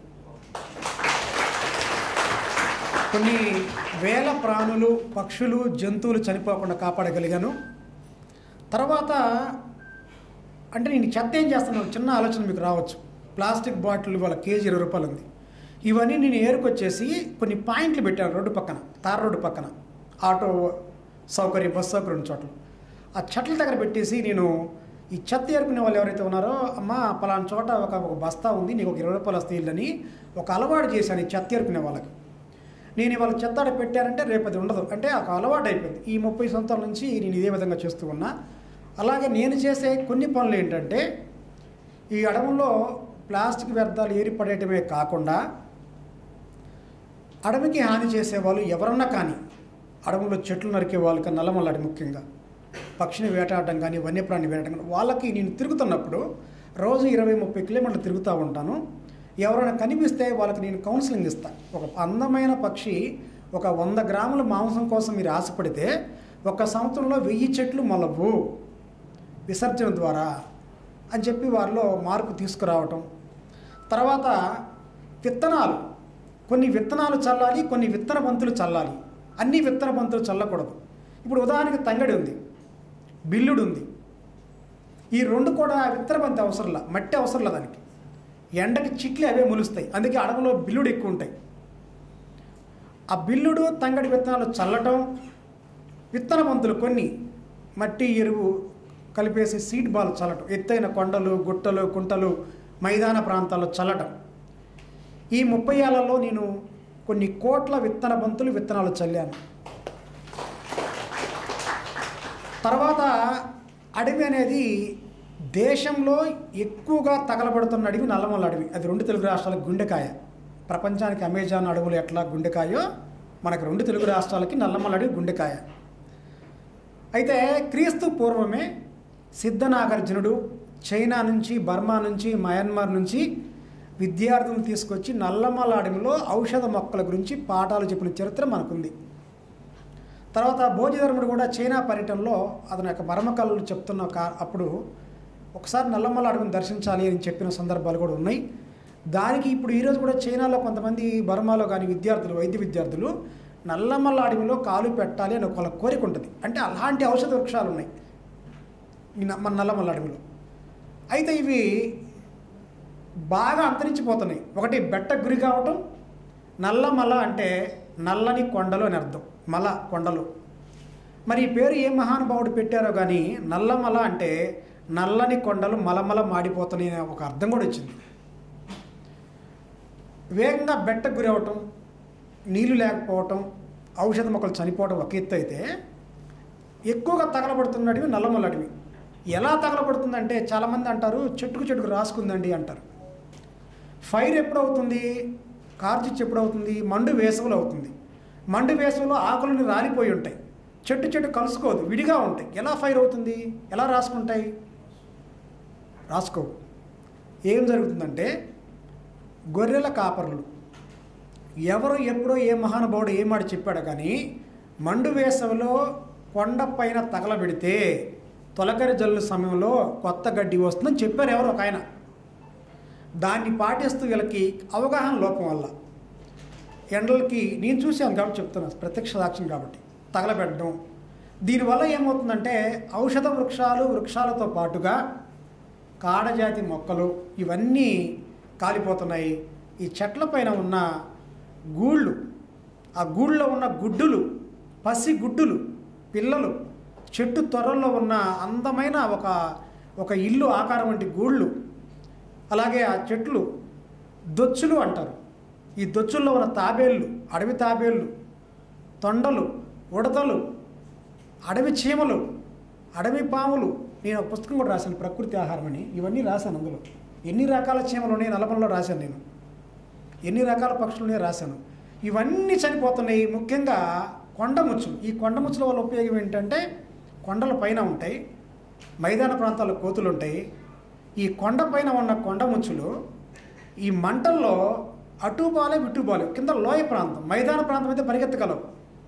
కల్లారని చూశాను. ఒకే రోజు 2023 మార్చి చివరిలో అనుకుంటా 7,000 ఎకరం సింగరొట్ల మాన్యం అంటారు దాన్ని, నల్లమల్ల అడవి పుట్టుక గుత్తికొండ బెల్లంకాడ 7,000 ఎకరం తగలబడుతుంది ఒకే రోజు. నేను ఆ రోజు వెళ్ళి ఎత్తైన కొండల మీదకి వెళ్ళిపోయి ప్రాణాలు తెగించి ఆ మంటల్లో ఉండి ఆ కొండకి టైం ఏమవుతుందో తెలియలా, బాటిల్ తీసుకెళ్ళాను, బాటిల్ కూడా కాలిపోయింది. ఇక కాళ్ళు మొత్తం పట్టుకుపోయినాయి, మంట ఆర్పేశాను. కిందకి రావడానికి అవకాశం లేదు, కాళ్ళు పట్టుకుపోయినాయి. చేతిలో బాటిల్ ఉంది, గుట్టక పడతలేదు, నీళ్ళు లేవు. ఈ చేతిలో బాటిల్ ఉంది, నాకేం కాదు, అందులో నీళ్ళు ఉన్నాయి అనుకుంటే కిందకి దిగాను. నేను పిక్కలన్నీ పట్టుకుపోయినాయి. ఆ రోజు నాకు ఒక రకంగా ఇంత గుర్తింపు రావడానికి ఒక ప్రధానమైన సంఘటన అదే. ఆ రోజు పెద్ద అది వైరల్ అయింది. మా డిఎఫ్ఓ ఎన్ రామచంద్రరావు గారు జూన్ 5 పర్యావరణ దినోత్సవం రోజు నాకు ఫారెస్ట్ మ్యాన్గా ఒక బిరుదు ఇచ్చి సన్మానం చేయడం జరిగింది. అలాగే మా జిల్లా కలెక్టర్ గారు లోతేటి శివశంకర్ గారు ప్రస్తుతానికి తెలంగాణలో ఆయన ఏదో స్టేట్ బ్యాంకులకు సంబంధించి ఏదో చైర్మన్గా ఉన్నారు. లోతేటి శివశంకర్ గారు ఆయన జూలై 9, 2023 మా ఇంటికి వచ్చాడు నా కోసం. ఆయన రాకముందు దాకా నేను సమాజంలో పిచ్చివాడిని, ఆడికేం పని లేదు, ప్లాస్టిక్ అంటాడు, అడవులు అంటాడు, చెట్లు అంటాడు, ఒక ఆలోచన. ఇక్కడ 4 రకాలుగా మనుషులు, అంటే ఒక చిన్న కొంతమందికి మీ పెద్దవాళ్ళు చెప్పేది ఏం లేదు, సమాజం ఎలా ఉంటుందో ఒక చిన్న మాట చెప్తాను. 4 రకాలుగా ఉంటుంది. మొదటిలో మనం చేసే పని ఎవరు పట్టించుకోరు. రెండవ స్టేజ్లో మనం చేసే పని పట్టించుకుంటారు, ఆవిడ పిచ్చోళ్ళే అంటారు. మూడో స్టేజ్లో కొంచెం పేరు రాగానే కడుపుపురం స్టార్ట్ అవుతుంది. వీరేంద్ర నాయన ఏమని పిచ్చోడు అనుకున్నాం, ఏం పర్లేదు అనుకున్నాం, బాగానే ఎదిగాడే అనుకుంటారు. 4వ స్టేజ్లో మనం శిఖరంకి ఎక్కగానే అంకారావు ఎవరో కాదు, మా కులపోడే, మా అన్న కొడుకే, చిన్నప్పుడు మేము గోళ్ళు ఆడుకున్నాం అని మొదలు పెడతారు. ఆయన మాకు తెలుసు, ఒకసారి బస్సులో గెలిచాం. నిన్న విచిత్రంగా ఫేస్బుక్లో కామెంట్లు వాళ్ళు ఎవరో కూడా నాకు తెలియదు, ప్రతి ఒక్కరు నా బెస్ట్ ఫ్రెండే అంటున్నారు. అసలు ఆ మొహమ్మని ఇతరులను చూడాల, అలాగా ఉంటుంది. అయితే మనం ఈ నల్లమల విషయానికి వద్దామండి. దయచేసి మనం చేయాల్సింది ఏంటంటే, ఈ ప్లాస్టిక్ వ్యతిరేకంతో పాటుగా గ్రామాల్లో ఉన్న గొర్రెలు అంటే మేకలకు అవసరంలా వాళ్ళకు మన చిన్న ఒక అందమైన కౌన్సిలింగ్, మరి నాయన నువ్వు కాల్చినా కాలపైన గడ్డి వచ్చింది, ఎందుకంటే వర్షాకాలం వర్షం కామన్ గడ్డి వస్తుంది, ఎండాకాలం మరి నీళ్ళు పోసినా చెట్లు బతకవు, చలికాలం చలే వస్తుంది అని మనం ఒక చిన్న ఒక ఆలోచన చేసి ఇలా ఈ ప్లాస్టిక్తో పాటుగా అది కూడా మనం చేసామంటే అద్భుతమైన ఫలితాలు వస్తాయి. ఇంకొకటి ఏంటంటే, మనం చెట్లు నాటుతాం అనుకుంటాం, మనం నాటితే తోట అవుతుంది, దానికి అది పెరిగితే అడుగు అవుతుంది. ఇది వాస్తవం కాదు, మనం నాటాలి. మరొక విషయం, మన తెలుగు రాష్ట్రాల్లో సుమారుగా ఒక 5,000 రకాల ఔషధ మొక్కలు ఉన్నాయి నల్లమల అడవి ప్రాంతంలో. నేను కొన్ని సేకరించాను. అలాగే మన తెలుగు రాష్ట్రాల్లో సాగు చేయని ఆకుకూరలు 120 ఉన్నాయి. మనం ఏమనుకుంటాం, సాగు చేసే ఆకుకూరలు ఏంటి, సాగు చేసేవి తోటకూర, గోంగూర, పాలకూర, చుక్కకూర, ఇవి మనకు తెలిసినవి. ఒక 60 ఏళ్ల క్రితం అవతలు వెళ్తే ఇవి తక్కువ. తోటకూర, గోంగూర చాలా తక్కువ మంది తెలుసు, డబ్బులు కూడా లేవు. ఆ రోజు సాగు చేయని ఆకుకూరలో మన కొంచెం వర్షం చాలు, మన ఇంటి చుట్టుపక్కల అడవుల్లో, పొలం గట్లపైన, వీధుల్లో ఎక్కడ పడితే ఉండేవి. మన తాతల పొలంతా పనిచేసి సాయంత్రం వస్తూ ఆ టిఫిన్ బాక్స్లో ఆకులు వీకొచ్చి వాటిని పులుసు చేసి వండుకొని తినేవాళ్ళు. ఏంటవి? తూటికూర, తుమ్మికూర, దూసర తీగ, వామింట, చెంచల కూర, ఎలక చెవి ఆకు, కోడి జుట్టు ఆకు, ఎర్ర తోటకూర, ముళ్ళ తోటకూర, ఇలా 120 ఉన్నాయి. గునుగుడు కూర, గురుంగురు, ఇలా ఉన్నాయి. ఏంటండి ఏదో పిచ్చి మొక్కలు పేర్లు చెప్తున్నారంటే, ఇవన్నీ 60 ఏళ్ల క్రితం అందుబాటులో ఉన్నవి. నేటికి కూడా కొన్ని ప్రాంతాల్లో నల్లమల్ల అడవుల్లో మనం వెళ్తే కూర చేసి పెడతారు. దీనికి ఒక నానుడు కూడా ఉంది. ప్రతి ఆకు ఒక నానుడు ఉంది. బతుకుంటే బలుసాకు దీన్ని బతకొచ్చు. ఈ బలుసాకు అనేది అడవుల్లో పాటు పొలాల్లో కూడా ఉంటుంది. దీని ప్రత్యేకత ఏంటంటే 365 డేస్ అందుబాటులో ఉంటుంది. ఇక్కడ ఏంటి సార్, వెరీ గుడ్, బాగుంది. బతుకుంటే బలస అని ఎందుకు వచ్చింది ఆ మాట మీరు అడగాలి. దానికి ఎందుకు పెట్టారు ఆ పేరంటే, ఒకటి ఉచితంగా దొరుకుతుంది, సంవత్సరం అంతా అందుబాటులో ఉంటుంది, ఆకు రాలదు. మరి ఈ కూర బాగుంటుందా అండి అంటే, తినటానికి బాగోదు, తింటే బాగుంటుంది. ఏంటండి దీనికి ప్రత్యేకత అంటే, చనిపోయిన రాజు కన్నా బ్రతికున్న చీమ మేలు అని చెప్పడం కోసం, అరే బతుకుంటే బట్టలు అమ్ముకొని బతకొచ్చురా, బతుకుంటే ఏదో ఒకటి తినొచ్చురా, అది రుచిగా లేదా తిని బతుకు అని చెప్పడం కోసం దాన్ని సృష్టించారు. కానీ అది తింటే 100 రోగాలు రావు, 100 రోగాలు పోతాయి. ఏంటండి ఆ రోగాలు? గ్యాస్ట్రిక్ పోతుంది, మలబద్ధక సమస్య పోతుంది, ఈ వాస్తవం ఇది. కడుపులో మంట పోతుంది, ఉదర దోషాలు పోతాయి, ఎలిక పాములు పోతాయి, నులి పురుగులు పోతాయి, కమ్మటి నిద్ర పడుతుంది. నాకు 100 కోట్లు ఉందండి, నిద్ర పట్టలేదండి, బలుసాగు తిని తెల్లారి 10 గంటలు కూడా లేకు. వాస్తవం ఇది. ఎవరు అదృష్టవంతులు అంటే 100 కోట్ల వాళ్ళు అదృష్టవంతులు కాదు, తినంగా నిద్ర పెట్టేవాళ్ళు, ఉదయాన్నే బాత్రూమ్కి వచ్చేవాళ్ళు అదృష్టవంతులు. ఇది వాస్తవం. కొన్ని మాటలు ఎబ్బెత్తుగా ఉన్నాయి, ఇది నిజాలు. బలుసాగ తినండి, నిద్రపోండి, ఎందుకు నిద్ర పట్టదు? మరి అలాగే వర్షాకాలంలో ఒక్కసారైనా సరే వామింట కూర తినాలరా అంటారు, సామెతే ఉంది. ఈ వామింట పరిస్థితి ఏంది? పచ్చ వామింట అంటారు. మన ఇంటి పక్కనే ఉంటుందండి ఛాలెంజ్. ఈ యూనివర్సిటీలో నేను చూపిస్తా ఖచ్చితంగా. అది మొలవని ప్రదేశం ఉండదు, పచ్చ పచ్చ పూలు ఉంటాయి, పెసరకాయల కాయలు ఉంటాయి, చెట్టు అంతా బంక బంకగా ఉంటుంది, దోమలు వాలగానే అతుక్కుపోతాయి, చిన్న చిన్న దోమలు, గుడ్డేగలు. దాన్ని శుభ్రంగా సరిపేసినట్టుగా అట్లాగా నీళ్ళతో కడిగేసి వర్షాకాలంలో వామింట కూర తింటే సంవత్సరం అంతా కూడా ఇమ్యూనిటీ పవర్ ఉంటుంది, ఇమ్యూనిటీ పవర్ తగ్గదు. అలాగే ఈ వామింట కూర తినటం వల్ల జ్ఞాపక శక్తి పెరుగుతుంది, గుండెకి సంబంధించిన జబ్బులు రావు, ముఖ్యంగా కాళ్ళ నొప్పులు రావు, కీళ్ళ నొప్పులు రావు, వాత నొప్పులు రావు, ఒళ్ళు నొప్పులు రావు. అంటే మనం తినే ఆహారం ఔషధం అవ్వాలి, ఔషధాన్ని ఆహారం తీసుకోకూడదు. అంటే ప్రకృతి పైన ప్రేమ కలగాలంటే మనం ఇవి ప్రచారం చేయాలి.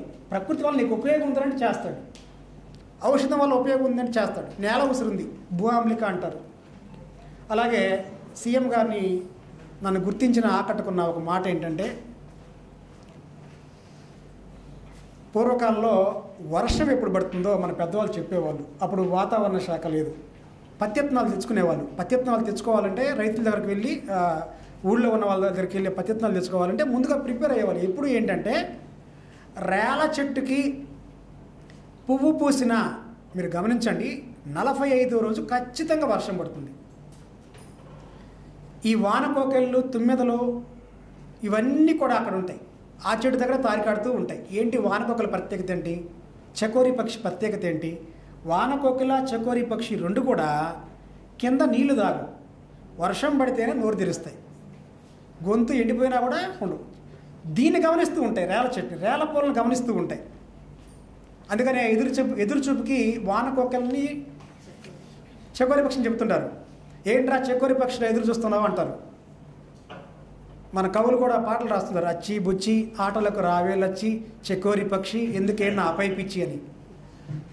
నిరీక్షణ, ఎదురుచూపుకి బ్రాండ్ అంబాసిడర్ ఆ రెండు వానకోకిల. మరి ఇంకొక అద్భుతం ఉంది.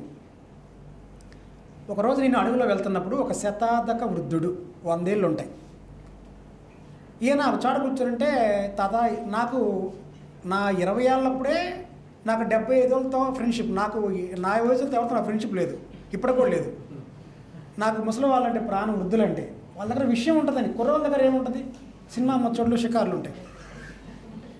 తాత అంటే రెండు పెద్దలకి అంటారు, మా నాన్న వాళ్ళు కూడా పెద్దోళ్ళతో ముచ్చట్లేదు అంటే వాళ్ళ దగ్గర ఉంటుంది. ఒక ఆయన నేనంటే బాగా ప్రేమతో, ఏం తాత అన్న, వర్షం ఎప్పుడు పడుతుంది తాత అన్న, ఎండలు ఎక్కువ ఉన్నాయి మనం అంటే, వర్షం ఎప్పుడు పడుతుంది తాత అన్న, దగ్గరలో మోదుగు చెట్టు ఉందా అన్నాడు. ఉంది తాత అన్న. ఒక 100 మీటర్ల దూరం మోదుగు చెట్టు కాయని తీసుకురామంటే, మీకు తెలిసే ఉంటుంది మోదుగు చెట్టు, ఎర్రని పూలతో. మన కవులు రాస్తుంటారు, యుద్ధంలో వీరుడు మరణిస్తే అతని యొక్క శరీరం ఎర్రని మోదుగు పూల రంగుతో నిండి ఉంది అని చెప్పి రాస్తుంటారు. మోదుగు చెట్టు, మోదుగు ఆకులు, ఇస్తరాకులు మనం భోజనం చేస్తూ ఉంటాం. ఆ కాయని తీసుకొస్తే కాయ జాన్ ఉంటుందండి. ఆ కాయని ఏం చేశాడంటే ఆయన చీల్చాడు. అంటే దేంట్లో అయినా సరే విత్తనాలు ఎక్కువగా ఉంటాయి, మోదుగులో ఒకే ఒక విత్తనం ఉంటుంది. అది చీల్చి ఖచ్చితంగా 15 రోజులు వర్షం పడుతుందని చెప్పాడు. ఖచ్చితంగా 15 రోజులు వర్షం పడింది. నాకు ఆశ్చర్యం వేసింది, ఏం తాత ఎలా చెప్పగలిగారు? తర్వాత 15 రోజుల తర్వాత వీళ్ళు అడిగితే ఆయన చెప్పింది ఏంటంటే, ఈ విత్తనం అనేది పుట్టుక కింద పుట్టుతుంది, జాన్లో ఉంటే కింద పుడుతుంది.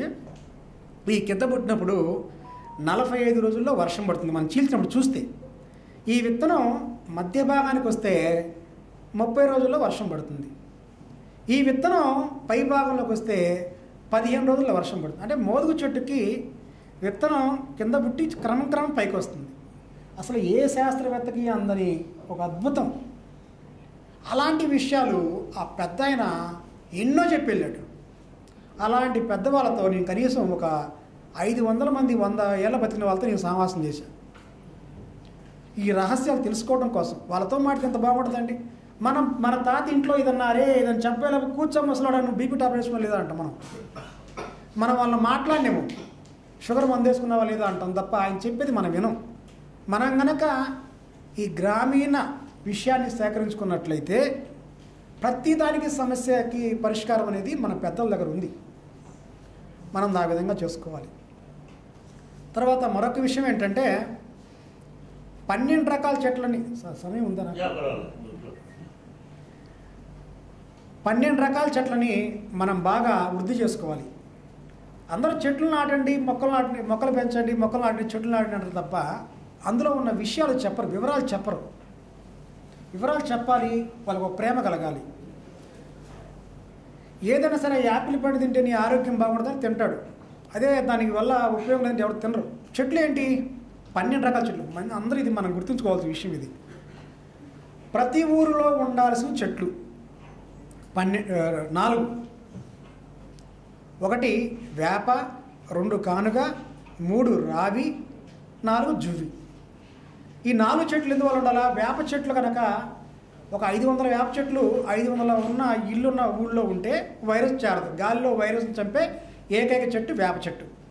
2 కానుగ చెట్లు ఎక్కడైతే ఉంటాయో ఆడ రేడియేషన్ ప్రభావం ఉండదు, ఉడుకు ఉండదు. 2. 3 రావి చెట్టు ప్రభావం ఏంటి? 24 గంటల్లో 22 గంటల ఆక్సిజన్ ఇచ్చే ఏకైక చెట్టు రావి చెట్టు. 24 గంటలు ఇచ్చేది తులసి. అందుకే ఇంట్లో తులసి, వీధిలో వేప, ఊర్లో రావి ఉండాలని చెప్తారు. 3వ చెట్టు రావి చెట్టు. ఇక 4వ చెట్టు ఏంటి? జువ్వి చెట్టు కూడా రావి చెట్టుతో సమానంగా 22 గంటల పాటు ఇస్తుంది. ఇవన్నీ ఒకే జాతి వృక్షాలు, అంటే పువ్వు లేకుండా కాయ వస్తుంది. ఈ 4 ఊళ్ళో ఉండాలి. ఇక ఊరు చివర పొలిమేరలో ఏముండాలి? 4 ఉండాలి. అంటే ఎక్కువ ఉండాలి. ఇవి 4 ప్రధానంగా ఉండాలి. 1 తాటి చెట్టు యొక్క ఉపయోగం ఏంటంటే ఎక్కడైతే తాటి చెట్లు ఎక్కువ ఉంటాయో ఆడ గూళ్ళు ఎక్కువ ఉంటాయి, పక్షి జాతి ఎక్కువ అభివృద్ధి అవుతుంది. మీరు చూడండి, తాటి చెట్టు నిండా తాటికేళ్ళ గూళ్ళే ఉంటాయి. ఇక 2వది మర్రి చెట్టు ఊరి చివరు ఉండాలి. మన పెద్దలు ఏం చెప్తారంటే, కొంతమంది సినిమా వాళ్ళు కానీ మన పెద్దోళ్ళు మర్రి చెట్టు దగ్గర బామకరా అంటారు. ఎందుకంటే దైవం ఉందంటారు. ఓడల మర్రి చెట్టు కొసకొమ్మల మీద బతుకొచ్చా, విఠలాచార బతుకుంటే రాకపోతురా బచ్చా అని. విషయం ఏంటంటే మర్రి చెట్టు ఎందువల్ల ఊరి చివరు ఉండాలంటే దాని అనుకున్న రహస్యం ఏంటంటే మర్రి చెట్టు జాతి వృక్షం. మర్రి చెట్టుకు మరణం లేదు, వేగంగా పెరిగే చెట్టు, వేగంగా విస్తరించే చెట్టు మర్రి చెట్టు. ఇంకో రహస్యం ఏంటంటే ఈ ప్రపంచంలో అన్ని రకాల పక్షులు ధైర్యంగా వాలగలిగి తినగలిగే పండ్లు మర్రి పళ్ళు. ఏంటండి మరి అన్నీ తినవా అంటే, కొన్ని పక్షులు కొన్ని చెట్లపైన వాలవు. మనుషుల్లో ధైర్యవంతులు భయ వస్తువులు ఎలా ఉన్నారో కొన్ని పక్షులు మనం ఇలా కాట్బాల్ లేకపోయినా ఇలా చెయ్యి ఎట్టంటే పరిగెడతాయి. కొన్ని రాయేసినా లేవు, కొన్ని మనం చూస్తూనే వెళ్తాయి.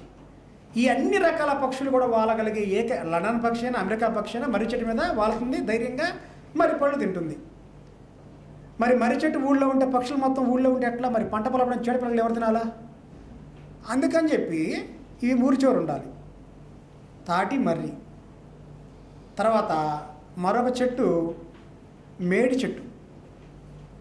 ఈ మేడి చెట్టు వల్ల ఉపయోగాలు ఏంటంటే ఎక్కడైతే మేడి చెట్టు ఉంటుందో అక్కడ పక్షి జాతి ఉండటమే కాకుండా భూగర్భ జలాల్లో నీటి శాతం పెరుగుతుంది.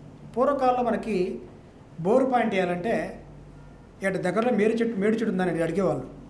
ఉందంటే దాన్ని సమానంగా వచ్చి బోరేసో నీళ్ళు పడేవి.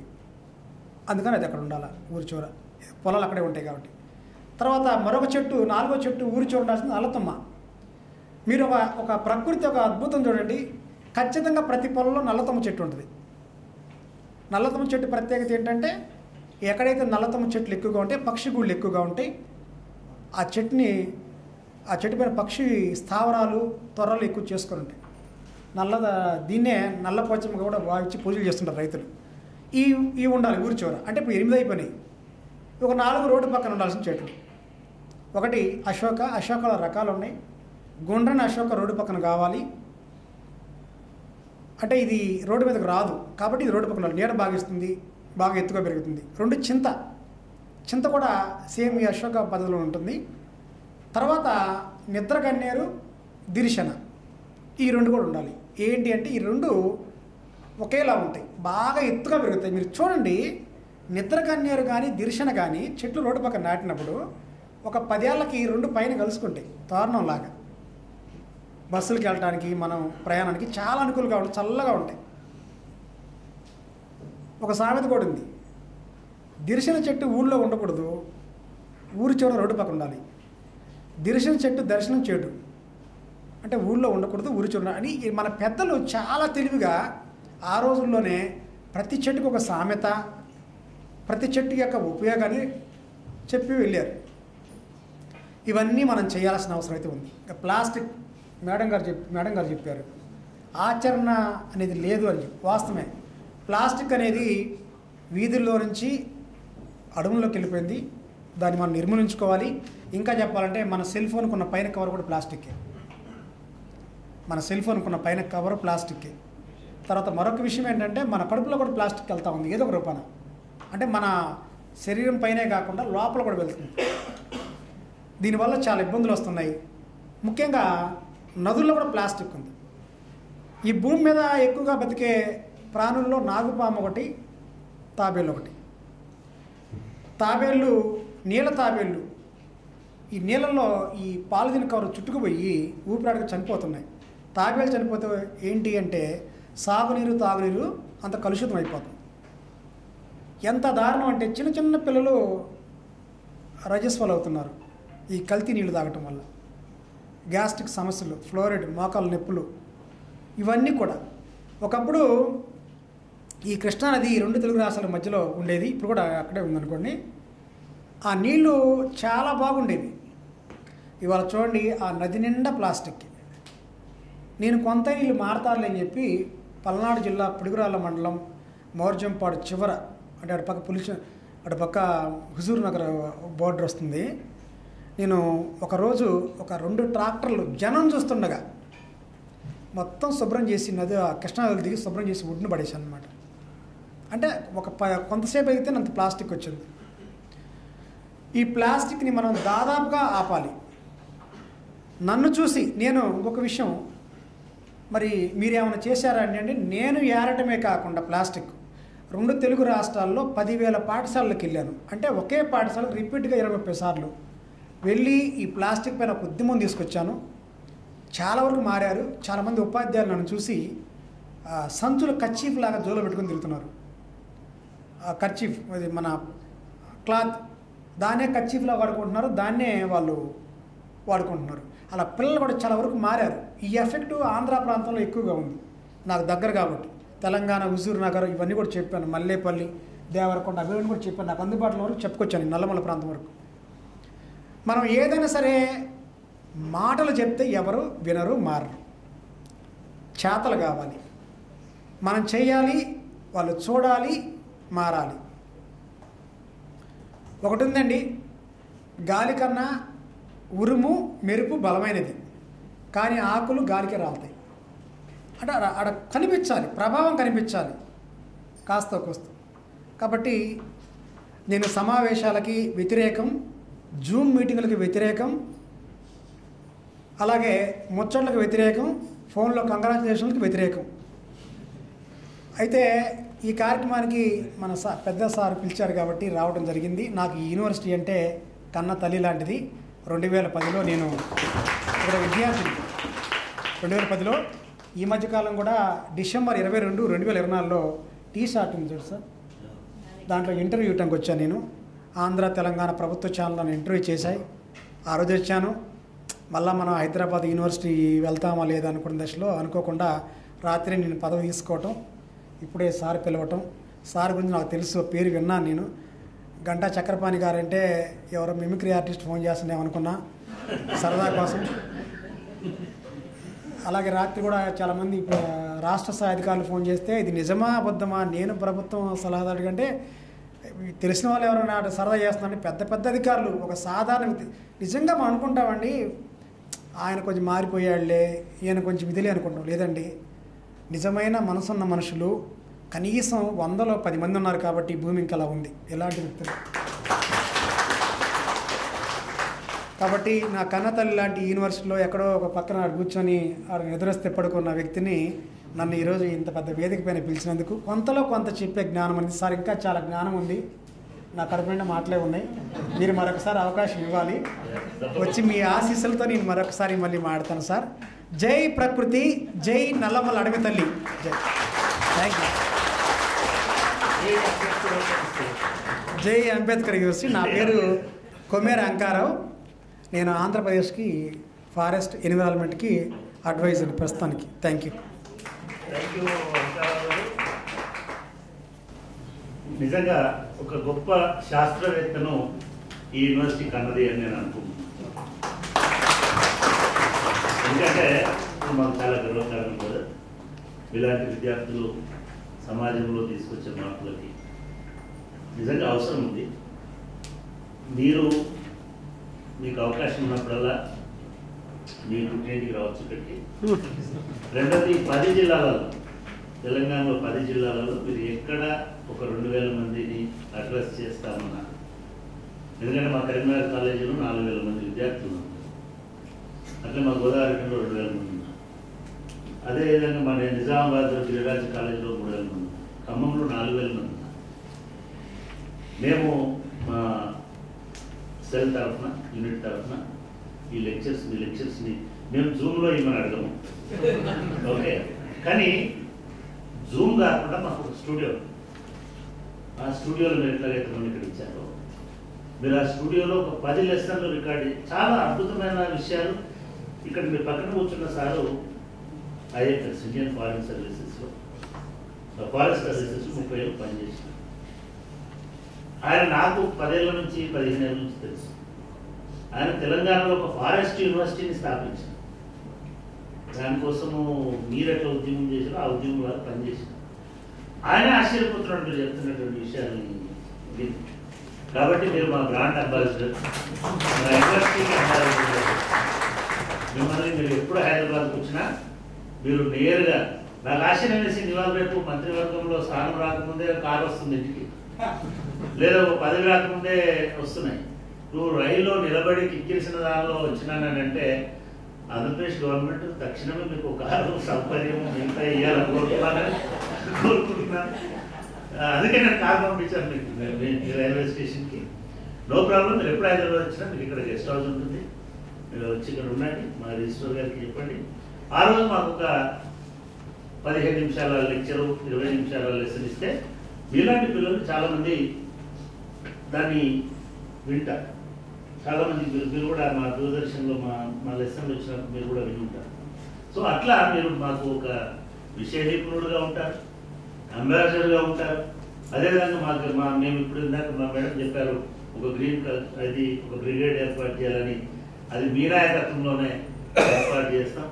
అది మా స్వార్థం కూడా ఉంది. ఏంటంటే మీరే దానికి నాయకుడైతే మనం మొత్తం రాష్ట్రాలను, 2 రాష్ట్రాలను కూడా మనం ఈ ప్రకృతి పరిరక్షణ, ముఖ్యంగా ప్లాస్టిక్స్కి వ్యతిరేకం, అదేవిధంగా ప్రజలకు ఈ విజ్ఞానం పోవడం అనేది చాలా అవసరం. మనకు అనవసరమైన సైన్స్ పోతుంది ప్రజల దగ్గరకు, కానీ ప్రకృతిలో ఉన్నటువంటి శాస్త్రీయ విజ్ఞానం సంబంధించిన పోవట్లేదు. కాబట్టి మీరు అంగీకరిస్తే మిమ్మల్ని మేము ఒక అపాయింట్మెంట్ లెటర్ ఇస్తాము. ఇది అంబాసిడర్గా మీరు ఎప్పుడు వచ్చినా హైదరాబాద్లో మా దగ్గర ఉండండి. అట్లే మా విద్యార్థులకు మీరు ఎక్కడికి వెళ్ళి ఆ తెలంగాణ ప్రాంతంలో, ఎందుకంటే మేము ఆంధ్రప్రదేశ్లో ఆపరేషన్స్ని క్లోజ్ చేయాల్సి వచ్చింది కాబట్టి అక్కడికి వెళ్ళాం. మీరు ఎక్కడ ఎట్లా చేస్తున్నారు, ఈ ప్రాంతంలో కూడా ఆదిలాబాద్ లాంటి చోట అడవులు చాలా సంక్షోభంలో ఉన్నాయి కాబట్టి, అదేవిధంగా నల్లమల మాకు కూడా ఉంది కాబట్టి ఈ ప్రాంతం అంతా కూడా ఈ ప్రచారానికి మీరు ఎప్పుడు వెళ్ళినా మేము పూర్తిగా సన్నద్ధంగా ఉంటాం. అదేవిధంగా మా గ్రీన్ కౌన్సిల్ వారు లాంటి వాళ్ళు కూడా మాతో పాటు కలిసి పనిచేసి ఒక ఉమ్మడి ఉద్యమంగా విద్యార్థులు చైతన్యం కలిగించడానికి మేము అంబేద్కర్ ఓపెన్ స్టీల్ వేదికలాగా మారి మీకు సహకరిస్తామని ఈ సందర్భంగా తెలియజేస్తాం. నిజానికి మీరు చెప్పినటువంటి చెట్లు మా మత్స్యవర్ధన్ కూర్చోబెట్టుకొని నేను ఒక 2-3 సార్లు ఏ చెట్లు పెట్టాలి. ఏం చేస్తున్నారంటే యూనివర్సిటీలో మొక్కలు నాటడం అంటే ఆ పిచ్చి మొక్కలు నాటుతున్నారు, డెకరేటివ్ ప్లాంట్స్ అన్ని నాటుతున్నారు. మాకు విచిత్రం మా యూనివర్సిటీ ఇంకా ఏంటంటే కరెక్ట్గా మొక్కలను చెట్లను ఎక్కడ నాటుతున్నారు అని అంటే ఫుట్పాత్ల మీద నాటుతున్నారు. నేను చెప్పాను ఈ ఫుట్పాత్ల మీద కాదు, ఇందాక మీరు చెప్పినటువంటి 12 చెట్లలో మేము దాదాపు 8 చెట్లు మేము ఆల్రెడీ అనుకున్నాం. రావి, మద్ది, దిరిసెన, జామ, కుంకుడు, ఉసిరి, లేదా ఇప్పుడు ఆయన చెప్పిన చెట్ల లిస్టులు కూడా పెట్టుకో. ఈ నెలలో మేము 1000 చెట్లు నాటాలనే ఇది. మొక్కలు లక్షలు నాటుతుంటారు, దానివల్ల ఉపయోగం లేదు. ఈ చెట్లనే 10 చెట్లని ఒక 1000 చెట్లు నాటాలి. దీని ఒక ఏమంటారు నిరంతరంగా ఉండేటువంటి అడవిలాగా మార్చాలి అనేది ఒకటి. రెండవది మేము బహుశా మీకు కూడా తెలియాలి, భారతదేశంలో అనలేదు, ఎందుకంటే యూజీసీ 2022లోనే అది అందరికీ సర్క్యులేట్ చేసింది. బట్ ఖచ్చితంగా ఈ 2 తెలుగు రాష్ట్రాల్లో మొట్టమొదటిసారిగా, అదేవిధంగా దేశంలో ఉన్న 17 యూనివర్సిటీలు ఇన్నో వాళ్ళు ఒకటి తయారు చేసినట్టు విన్నాను. 17 యూనివర్సిటీలలో మొట్టమొదటిసారిగా మనము సాకత పేరుతోటి ఒక క్యాంపస్ గ్రీనరీ డెవలప్మెంట్ పాలసీని కూడా తయారు చేసి నిజానికి వాళ్ళ సార్తో దాన్ని రిలీజ్ చేద్దాం అనుకున్నాం. అది ఇంకా రెడీ అయినట్టుగా లేదు. పూర్తి స్థాయి పాలసీనే ఒకటి చేసుకుంటున్నాం. ఇక్కడ ఉన్నటువంటి ఏ చెట్టుకు, ఏ పక్షికి, ఏ రాయికి కూడా హాని కలగకుండా ఈ ప్రకృతిని ఇట్లే కాపాడి దీన్ని డెవలప్ చేయడానికి ఒక పాలసీని కూడా తీసుకోబోతున్నాం. అది నెక్స్ట్ వీక్ బహుశా మళ్ళీ చంద్రశేఖర్ రెడ్డి గారిని పిలుస్తాం, మళ్ళీ వచ్చి దాన్ని ఇనాగరేట్ చేస్తారు. అప్పుడు మన మిత్రుడిని కూడా ఇక్కడికి అంకారావుని కూడా ఇక్కడికి పిలవడానికి, అంకారావు కంటే ఆయన జాజిలాగానే ఎక్కువ అడవిలో పూసే జాజీలాగా ఆయన పేరు కూడా అట్లా మార్చుకున్నాడు కాబట్టి జాజీలాగానే గుర్తు చాలా మందికి. సో వారిని కూడా ఇక్కడికి పిలవడం జరుగుతుంది. ఇప్పుడు మన ముఖ్య అతిథి మాకు చాలా ప్రియమైనటువంటి మిత్రుడు చంద్రశేఖర్ రెడ్డి గారిని పరిచయం చేయాల్సిందిగా కోరుతున్నాను. Director academic Pushpachandra. Respected dignitaries on the dais, Honorable Vice Chancellor Professor Ganta Chakrapani Garu, President of today's program, and Chief Guest of today's program, Dr. Chandrasekhar Reddy Garu, Chief Information Commissioner of Telangana, and our proud alumni, Kommera Ankarao Garu, the Srimati Leela Lakshma Reddy Garu, founder member of Center for Council for Green Revolution, and who is the guest of honor today's program, and other our registrar Dr. L.V.K. Reddy, and the former MLC Sudhakar Reddy Garu, other distinguished personalities Dr. Lakshma Reddy Garu, and other people from CGR, deans, directors, faculty members, and teaching, non-teaching faculty of Dr. B.R. Ambedkar Open University. Once again, I welcome you all for this program, which is the World Environmental Day, organized in collaboration with the Council for Green Revolution today and Dr. B.R. Ambedkar Open University. Sir మనకి ఇంతవరకు vice chancellor గారు చెప్పారు, June 5th మనం జనరల్గా ప్రపంచమంతా కూడా world environmental day జరుపుకుంటా ఉన్నాము అని చెప్పేసి. కొన్ని అనివార్య కారణాల వల్ల మనం 10th జరుపుకుంటున్నాము. కానీ నిజానికి ఇది ఏ ఒక్కరోజుకు పరిమితమైనటువంటి దినం మాత్రం కాదు సార్. ఇప్పుడు అంకారావు గారు చెప్పింది విన్న తర్వాత, లేదా మనందరికీ ఉన్న స్పృహ ద్వారా కూడా మనం అందరము గమనించాల్సింది, గుర్తుపెట్టుకోవాల్సింది, ప్రతిరోజు కూడాను మనకి ఒక పర్యావరణ పరిరక్షణ దినంగానే మనము భావించి ముందుకెళ్లాల్సినటువంటి తరుణం ఇదని నేను భావిస్తూ ఉన్నాను. సో ఈ ధ్యాన పురస్కరించుకొని మా ఆహ్వానాన్ని మన్నించి ఇక్కడికి చీఫ్ గెస్ట్గా విచ్చేస్తున్న డాక్టర్ చంద్రశేఖర్ రెడ్డి గారికి on behalf of our university and on my own behalf, thank you very much sir. And it gives me an immense pleasure to introduce now doctor G Chandrashekar Reddy గారు, IFS, who is very recently taken charge as State Chief Information Commissioner, Telangana on 9th May 2025. Dr. G. Chandrasekhar Reddy Garu, he is a 1991 badge Indian Forest Service officer, native of Boragan village, Yechoda Mandal, Adilabad district. He graduated BSc Forestry from Osmania University and postgraduated in Life Sciences from Jawaharlal Nehru University, New Delhi. He did his Masters in Management and Public Policy from IIM Bangalore and Syracuse University, USA. He was awarded doctoral degree in Environmental Sciences from Kakatiya University, and he has many publications to his credit. So presently, he worked as the Principal Secretary to the Honorable Chief Minister Telangana and also held full additional charge of Principal Chief Conservator of Forests and also in charge of Vice Chairman and Managing Director of Telangana Forest Development Corporation Limited. He has 34 years of rich experience in natural resources management and worked in the areas of forest and wildlife management, watershed-based livelihood management, drought and flood mitigation, forestry and environment education and training, urban forest parks development, Yadadri model of high density planting, eco-friendly coal mining, biodiesel plantations and biodiversity conservation, raising commercial forestry plantations, alternative to eucalyptus, ecotourism initiatives, etc.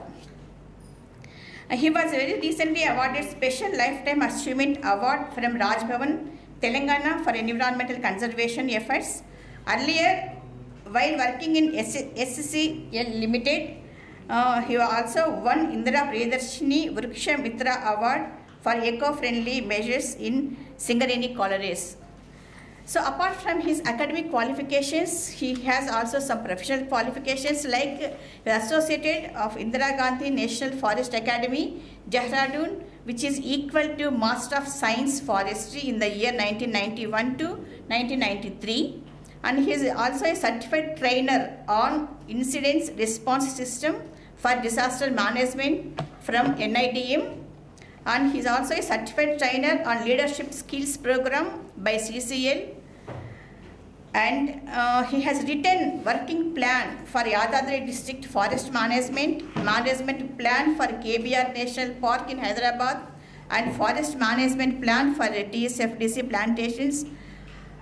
And he has also established Snake Resource Rescue Center, Deer Rescue Center, and Canopy Walk-in Ivory Oxygen Park, Forestry Park in Hyderabad Urban Parks. He also served as a director Nehru Zoological Park, Hyderabad.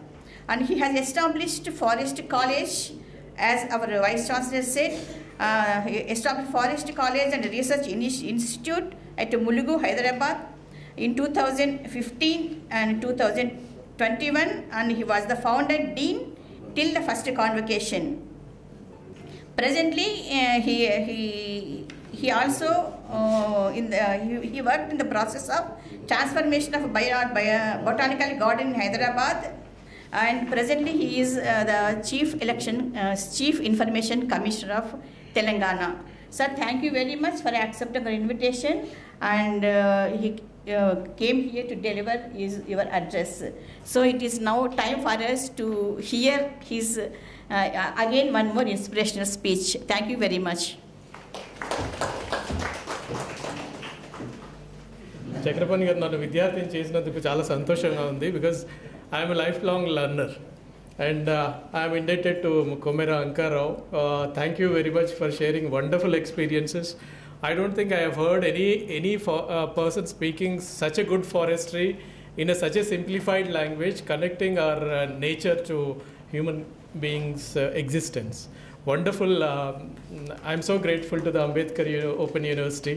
I'm amazed with the environment that is here and the initiatives that are started. I think something totally different. I think whoever comes here, I think they get impressed certainly, because the volumes you create here, the reach you have in the state or across the country, it's amazing. I don't think it's possible for any other university.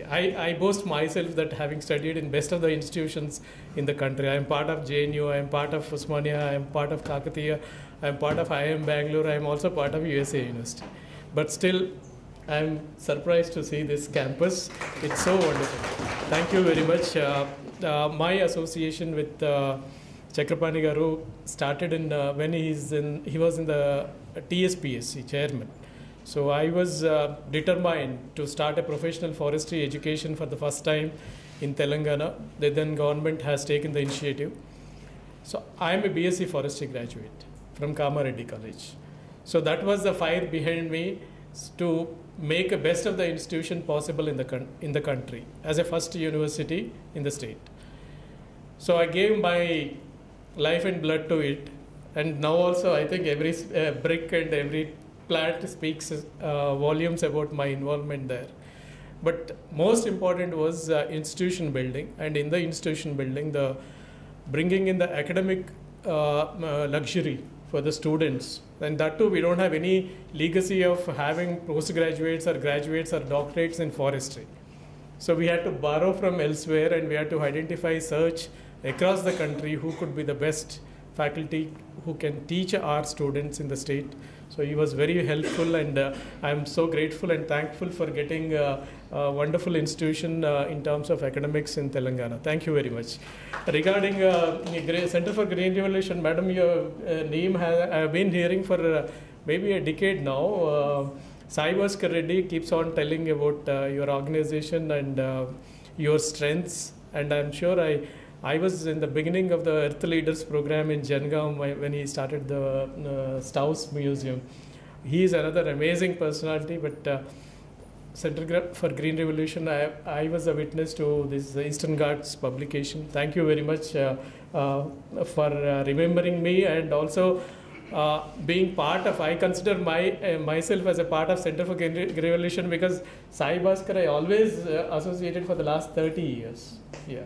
So thank you very much, LVK Reddy Garu and Madam Pushpa Chakrapani Garu and the elders here and the students. And I'm sure the one very profound statement that is made is, unlike the traditional universities, the students of the Ambedkar University has got a greater learning capacity, because they pick up the things which are useful for the life. Immediate use in the life, and you apply that, and you do the what do you call is responsible learning. That's what makes it very, very interesting, and the reach is huge. So whatever we push it from here, I'm sure since Chakrapani Garu has picked up the environment, I'm so amazed now. With Center for Green Revolution together, you can make a huge difference, and I'm sure Kommera Ankarao is going to add further value to it, definitely, to bringing in the responsible learning here. Now, coming to the today's topic, I think by now you heard Leela Lakshmareddy Garu as well as Kommera Ankarao Garu. I think there is little to left to tell. Basically, the knowledge is in plenty. Okkasari Google lo kotteste, you will get whatever you want, you will get the knowledge. Okay? And the skills for management, you can learn it, or they are available in the market if you can pay, you can afford. Yes or no?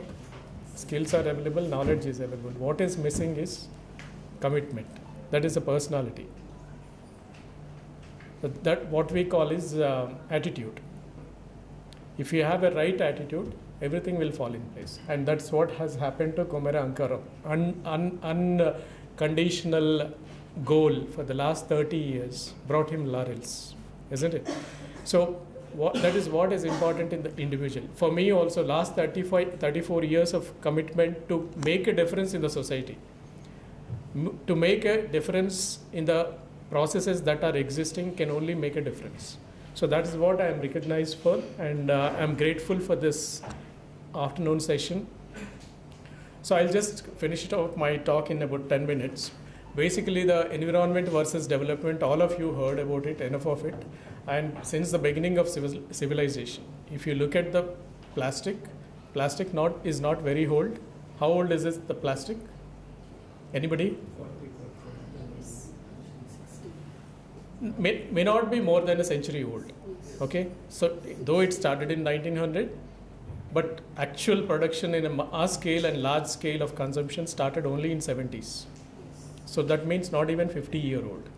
And in the 50 years, how much havoc it is causing, we all know it, isn't it? Same thing is with the carbon dioxide. Industrial Revolution started in 1757, and in the last 250 years, what happened? Just carbon dioxide is not even doubled, which was 300 ppm about 250 years back. It has become just 450 ppm, parts per million, whereas oxygen is 21%, nitrogen is 21, oxygen is 21%. Carbon dioxide is only 0.03003%, but when it has become 0.0045%, we are making again, it is making planet havoc again in terms of greenhouse effect. So why is this happening? It's all because of the environment versus development. We are not going in a sustainable way. That is the only difference. So how long the planet can sustain it? How long it can support the life on the planet? If we go like this, if the carbon dioxide keeps increasing, if the plastics are keep increasing, if the pesticides are keep polluting us, how long this can go on? So what is the way out is, again, human being is an intelligent, he always finds the solutions for the problems, but problems are always there. Today's solutions are tomorrow's problems. Okay? So we thought plastic is just a wonderful thing which has happened to the human being. Yes or no? So it is so comfortable. Such a comfortable thing nobody can imagine. So life is beautiful. But the solution which has offered us has become a problem today. And there are many things, many problems. We thought food production is self-sufficiency is the most important thing. For that you do anything, fertilizer industry, pesticide industry, whatnot. So whatever we have done it, today it's a problem. So problems will always exist as long as human exists, and we have to find the solutions. But how do we move forward from the lessons we learned quickly? Because time is not there much. That is what is the crux of the issue. That's why every day across the globe, this kind of meetings, thousands of meetings will be held. Okay? So how much we put into practice is the only problem, and that's what the Prime Minister Modi said. The discussion should shift from the discussion table to dining table, so that every households can make a difference. The family can make a difference, the community can make a difference, the state can make a difference, the nation can make a difference. So whatever we know it, if we can, the way he shared the ancient language of the trees or nature, we have to simply talk on the table with our family members what is that is possible for us, and let us limit ourselves. So in the sustainable development, there are three principles. How do we do the sustainable development is, ఒక stool చూసారు కదా మీరు, ఆ స్టూల్కి 3 legs సమానంగా ఉంటేనే అది నిలకడగా ఉంటుంది. ఏ కాలు ఒకటి ఎక్కువగా పెట్టినా కూడా దొల్లి కింద పడుతుంది. అవునా? సో సస్టైనబుల్ డెవలప్మెంట్కి ముఖ్యమైన థియరీ ఏంటంటే ట్రిపుల్ బాటమ్ లైన్ థియరీ. అదే 3 కాళ్ళ థియరీ. సో ఆ 3 కాళ్ళు ఏంటంటే ఎన్విరాన్మెంటల్ సస్టైనబిలిటీ చూడాలి. ఏదన్నా ప్రాజెక్ట్ కానీ ఏదన్నా పని మొదలు పెడుతుంటే environmental sustainability, economic viability and social acceptability. అవును, సోషల్ యాక్సెప్టబిలిటీ అంటే ఇప్పుడు మనం ఏదైనా ప్రాజెక్ట్ పెట్టాలనుకుంటున్నాం, పబ్లిక్కి యాక్సెప్టెన్స్ లేకపోతే it will not be with standing hour requirement. అదే లేదు మాకు ఈ 2 అక్కర్లేదు, ఓన్లీ నేచరే కావాలి అంటే మనం ఫైనల్గా ట్రైబల్స్ లైఫ్ పాస్ట్లోకి వెళ్ళిపోతాం. ఎకనామిక్ వయబిలిటీ లేనప్పుడు నువ్వు ప్రాజెక్టే వద్దనుకుంటావు. సో ఈ మూడింటిని సమతుల్యంగా తీసుకెళ్ళగలిగితేనే ఆ సస్టైనబుల్ డెవలప్మెంట్ అనేది పాసిబుల్. సో దట్ ఆ యాంగిల్లో మనం ఆలోచించి ఏదైనా పని మొదలు పెట్టాలి అదే. అవును.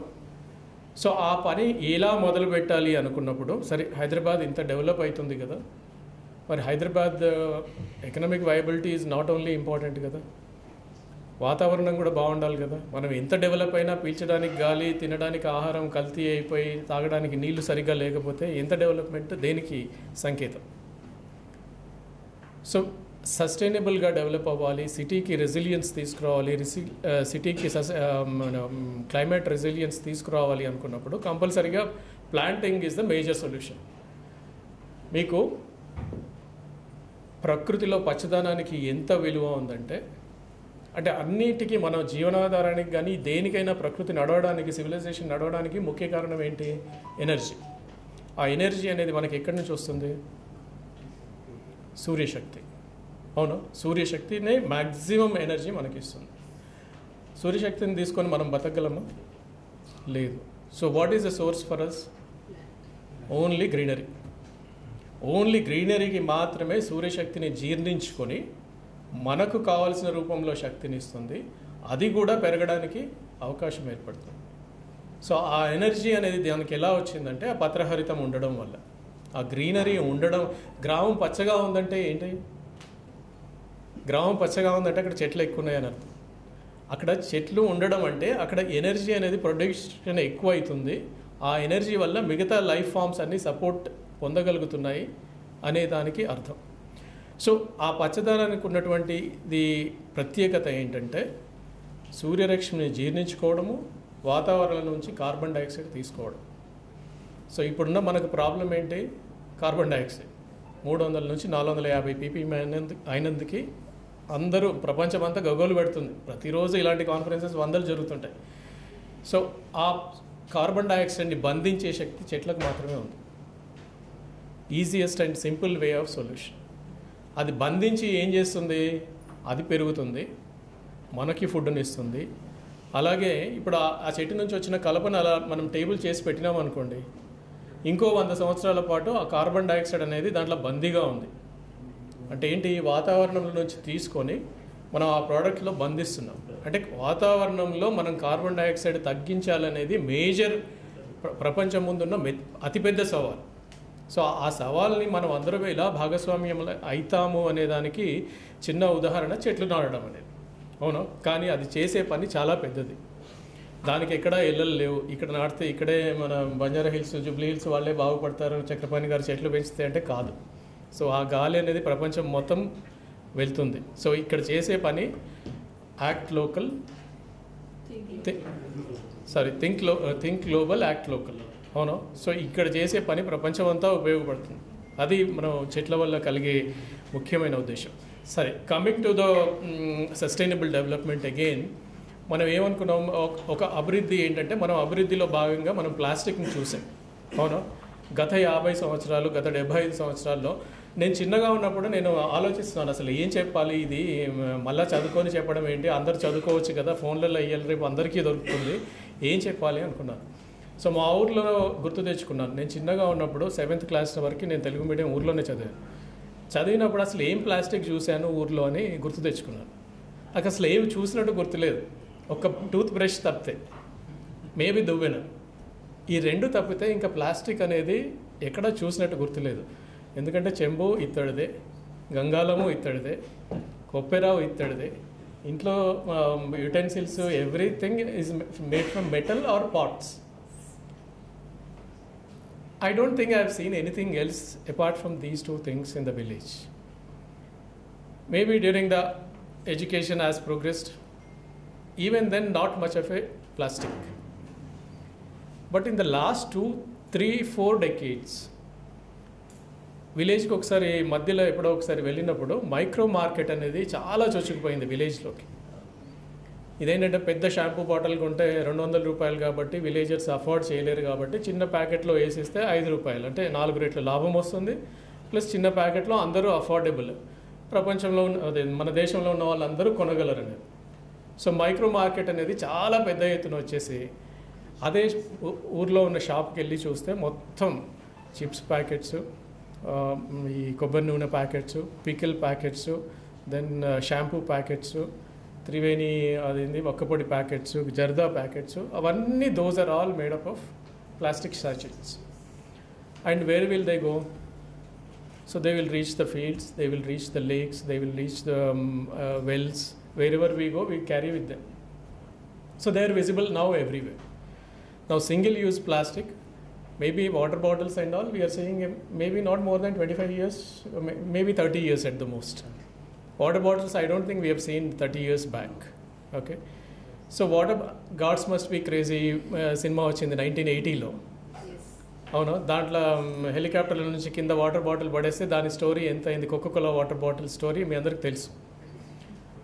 సో దట్ ఇస్ సివిలైజేషన్లో కొత్తగా ఎంట్రీ అయినప్పుడు దానికి కొత్త మనిషి చూసినప్పుడు అంటే ఇట్స్ ఎ వండర్. అవునా? బట్ ఈరోజు మనం వెనక్కి తిరిగి చూస్తే ఇప్పుడున్న పరిస్థితి చూస్తే ఏమేమి వాడుతున్నాం మనం?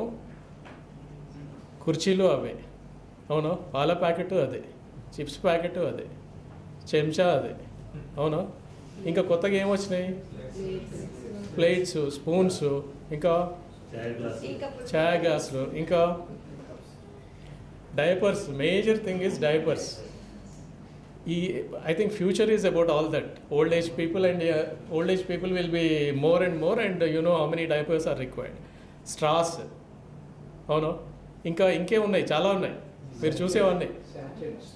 సాచెట్స్, ఇంకా ప్లాస్టిక్ బాటిల్స్, మైక్రోవేవ్లో పెట్టేవి, ఇంకా banners, flexi sheets. That's the most important thing. Yeah. Plastic bags, cell phones. So idea is plastic per se, it is making our life so comfortable. How now? But what went wrong? We are misusing it.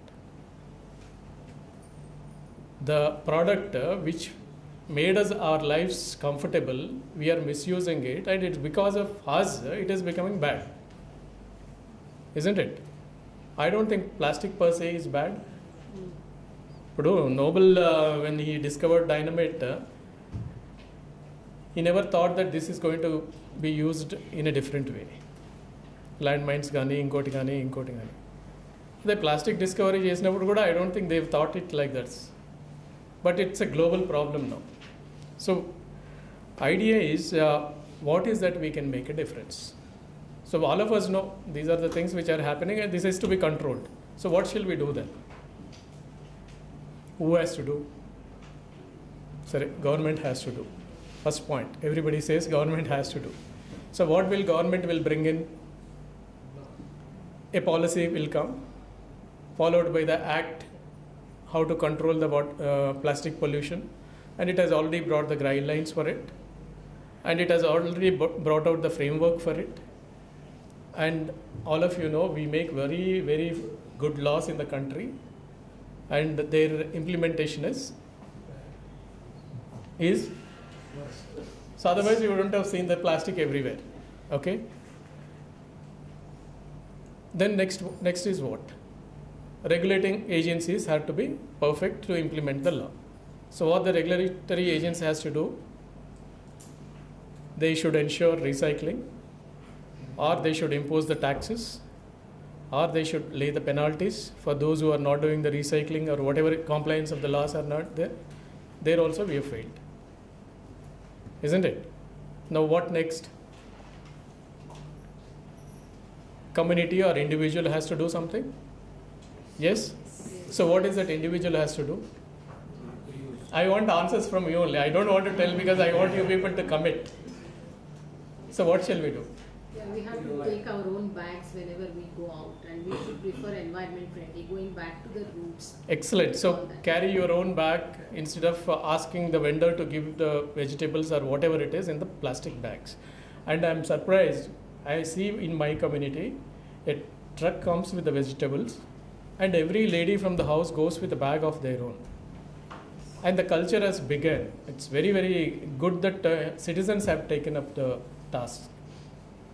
Some more, what is that we will do? And to carry our own water with us. Excellent. So, Very important. So, stage we have to start, sir.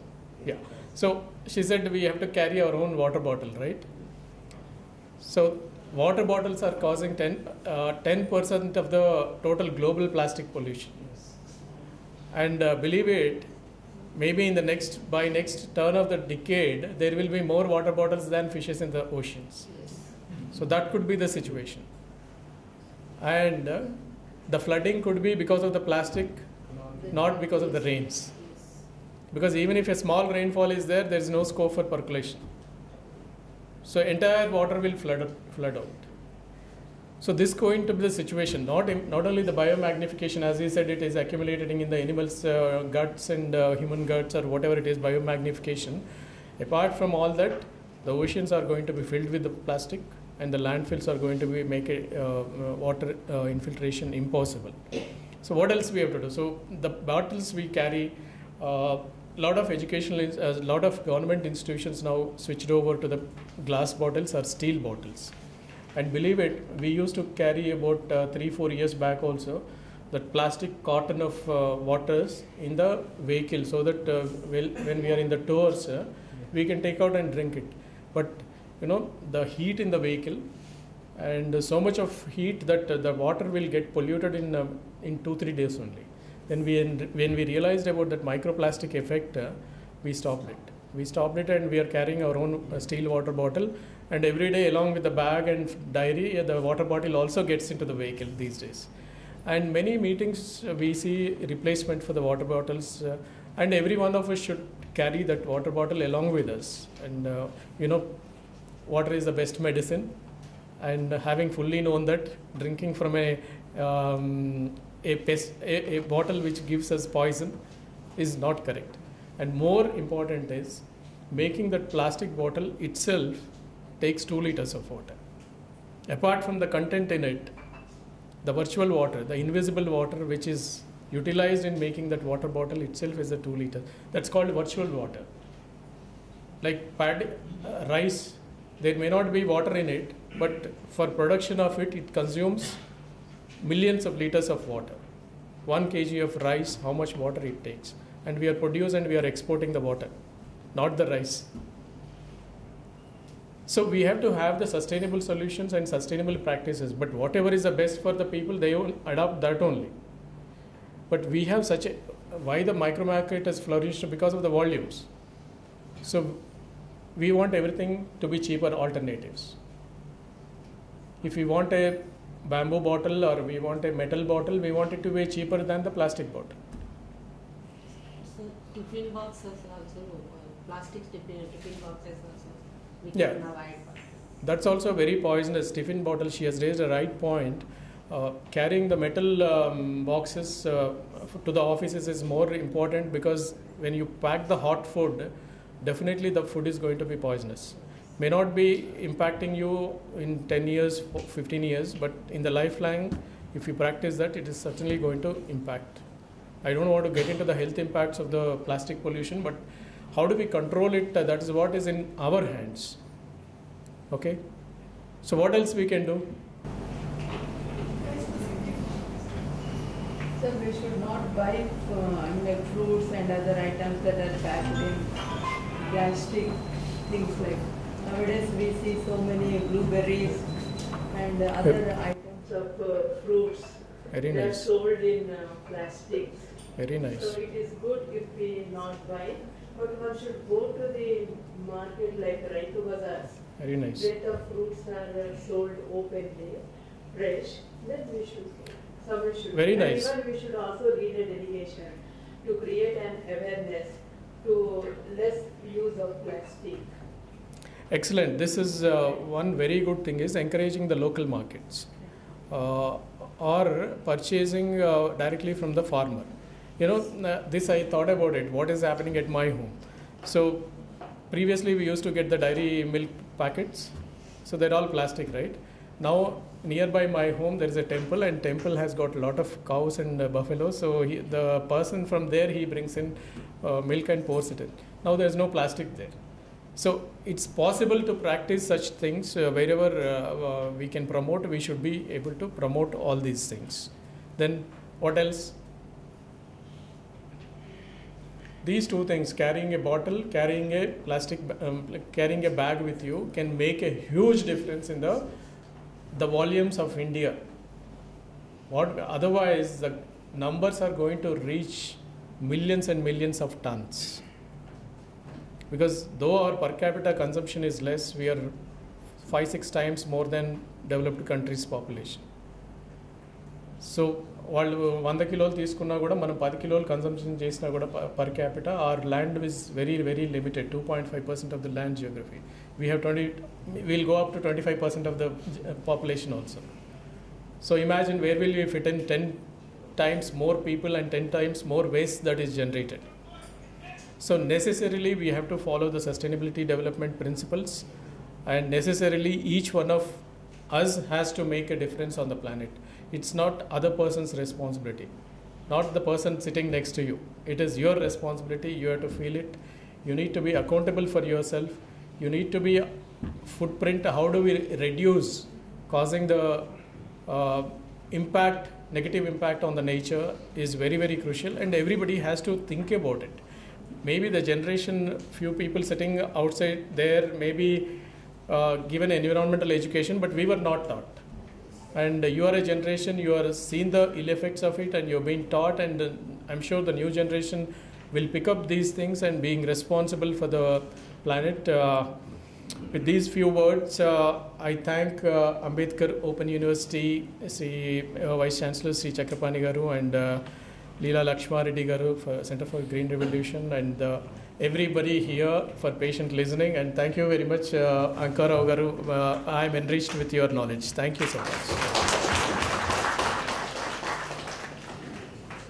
Not only ఆయనకి మా విద్యార్థి అట్లా అయినడానికి కాకుండా అంత జ్ఞానం ఉండడం అనేటువంటిది కూడా మాకు చాలా ఆనందం, ఆశ్చర్యం కలిగించినటువంటి విషయం. ఇవాళ దానికి చాలా ఫుల్ఫిల్మెంట్గా ఉన్నటువంటి సందర్భం ఇది. ఫ్రూట్ఫుల్ మీటింగ్ కూడా జరిగింది. మాకు ఇక్కడ ఒక చిన్న, మేము రెగ్యులర్గా మా దగ్గరికి వచ్చిన వాళ్ళని సత్కరించే సాంప్రదాయం ఉంది. ఇందులో ముఖ్యంగా ముందుగా మేము జాజీ గారిని సన్మానించాలని అనుకుంటున్నాం. మా విద్యార్థిగా ఒక గొప్ప, నాకు ఆశ్చర్యం, ఆయన ఎప్పుడు అయినాడో అనుకున్నాను. నిన్ననే అనౌన్స్మెంట్ వచ్చింది. వాళ్ళ మీరు మళ్ళీ మీరు అన్నట్టుగా మీ సొంత ఇంటికి వచ్చినటువంటి సందర్భంగా మీకు స్వాగతం తెలియజేస్తూ ఇప్పుడు ఫెలిసిటేట్ చేయాల్సిందిగా వేణు ఈ కార్యక్రమానికి సంబంధించిన మిగతా వివరాలు వేణుగోపాల్ మా పిఆర్ఓ గారు చెప్తారు. Thank you sir. మీరు చెప్పినట్టుగానే మొదటగా అంకారావు గారికి వేదిక పైన ఉన్నటువంటి అతిథులందరూ కూడా సత్కార కార్యక్రమం ఉంటుంది.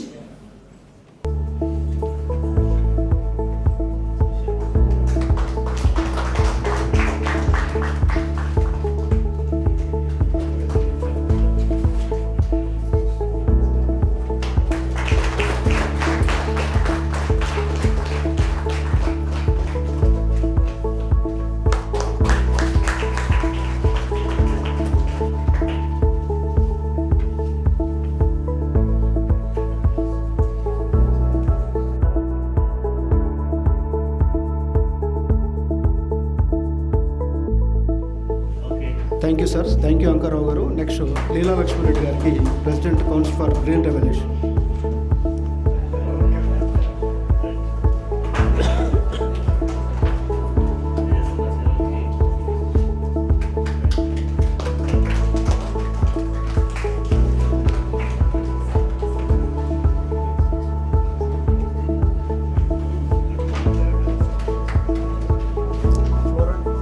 Thank you, sir and madam. Now I request our Honorable Vice Chancellor Garu kindly felicitate to our today's chief guest, Sri Chandrasekhar Reddy Garu.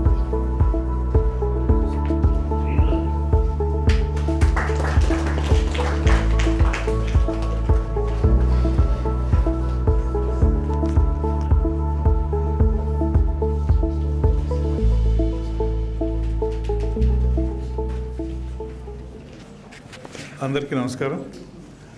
నిజానికి ఎప్పుడెప్పుడు అయిపోతుందా అని ఉండాల్సిన సమావేశం ఇది ఇంకా కొద్దిసేపు ఉంటే బాగుండేదేమో అని అనిపించేటట్టుగా జరిగింది. కాబట్టి అందరూ చాలా ఆసక్తిగా ఉండటం ఒక ఆనందదాయకం. ఇవాళ ఈ కార్యక్రమానికి అతిథిగా ఉపన్యాసకులుగా రావాలని పిలవగానే అంగీకరించి ఇక్కడికి వచ్చి మనకు అనేక విషయాలు చెప్పినటువంటి చీఫ్ కమిషనర్ సమాచార హక్కు చట్టం చంద్రశేఖర్ రెడ్డి గారికి, అట్లాగే అనుకోకుండా హఠాత్తుగా యాదృచ్ఛికంగా ఇక్కడికి వచ్చినటువంటి, అంటే వీసీ గారు చెప్పినట్టుగా పుట్టింటికి వచ్చినటువంటి అంకారావు గారు అలియాస్ జాజీ గారికి నిజానికి ప్రత్యేకంగా వందనాలు. ఈ సందర్భంలో నేను ఒక చిన్న మాట, మొన్న ఎన్విరాన్మెంటల్ డిపార్ట్మెంటు ఒక మీటింగ్ పెడితే ఆ మీటింగ్లో నేను ప్రస్తావన చేశాను. ఒక నిరక్షరాస్యుడు మా ఊర్లో, నేను వ్యవసాయ పని చేయించడానికి ఉద్యోగం వదిలేసి ఊరి దగ్గర ఉన్నప్పుడు ఎరువు పొలానికి తోలిచ్చేటప్పుడు అది ప్రస్తావించి అయినా ఇక్కడ చెప్పాలనిపించింది. ఆ ప్లాస్టిక్ వస్తుంటే ఎరువులో బావా ఇది లేకుండా చూడని చెప్పాను.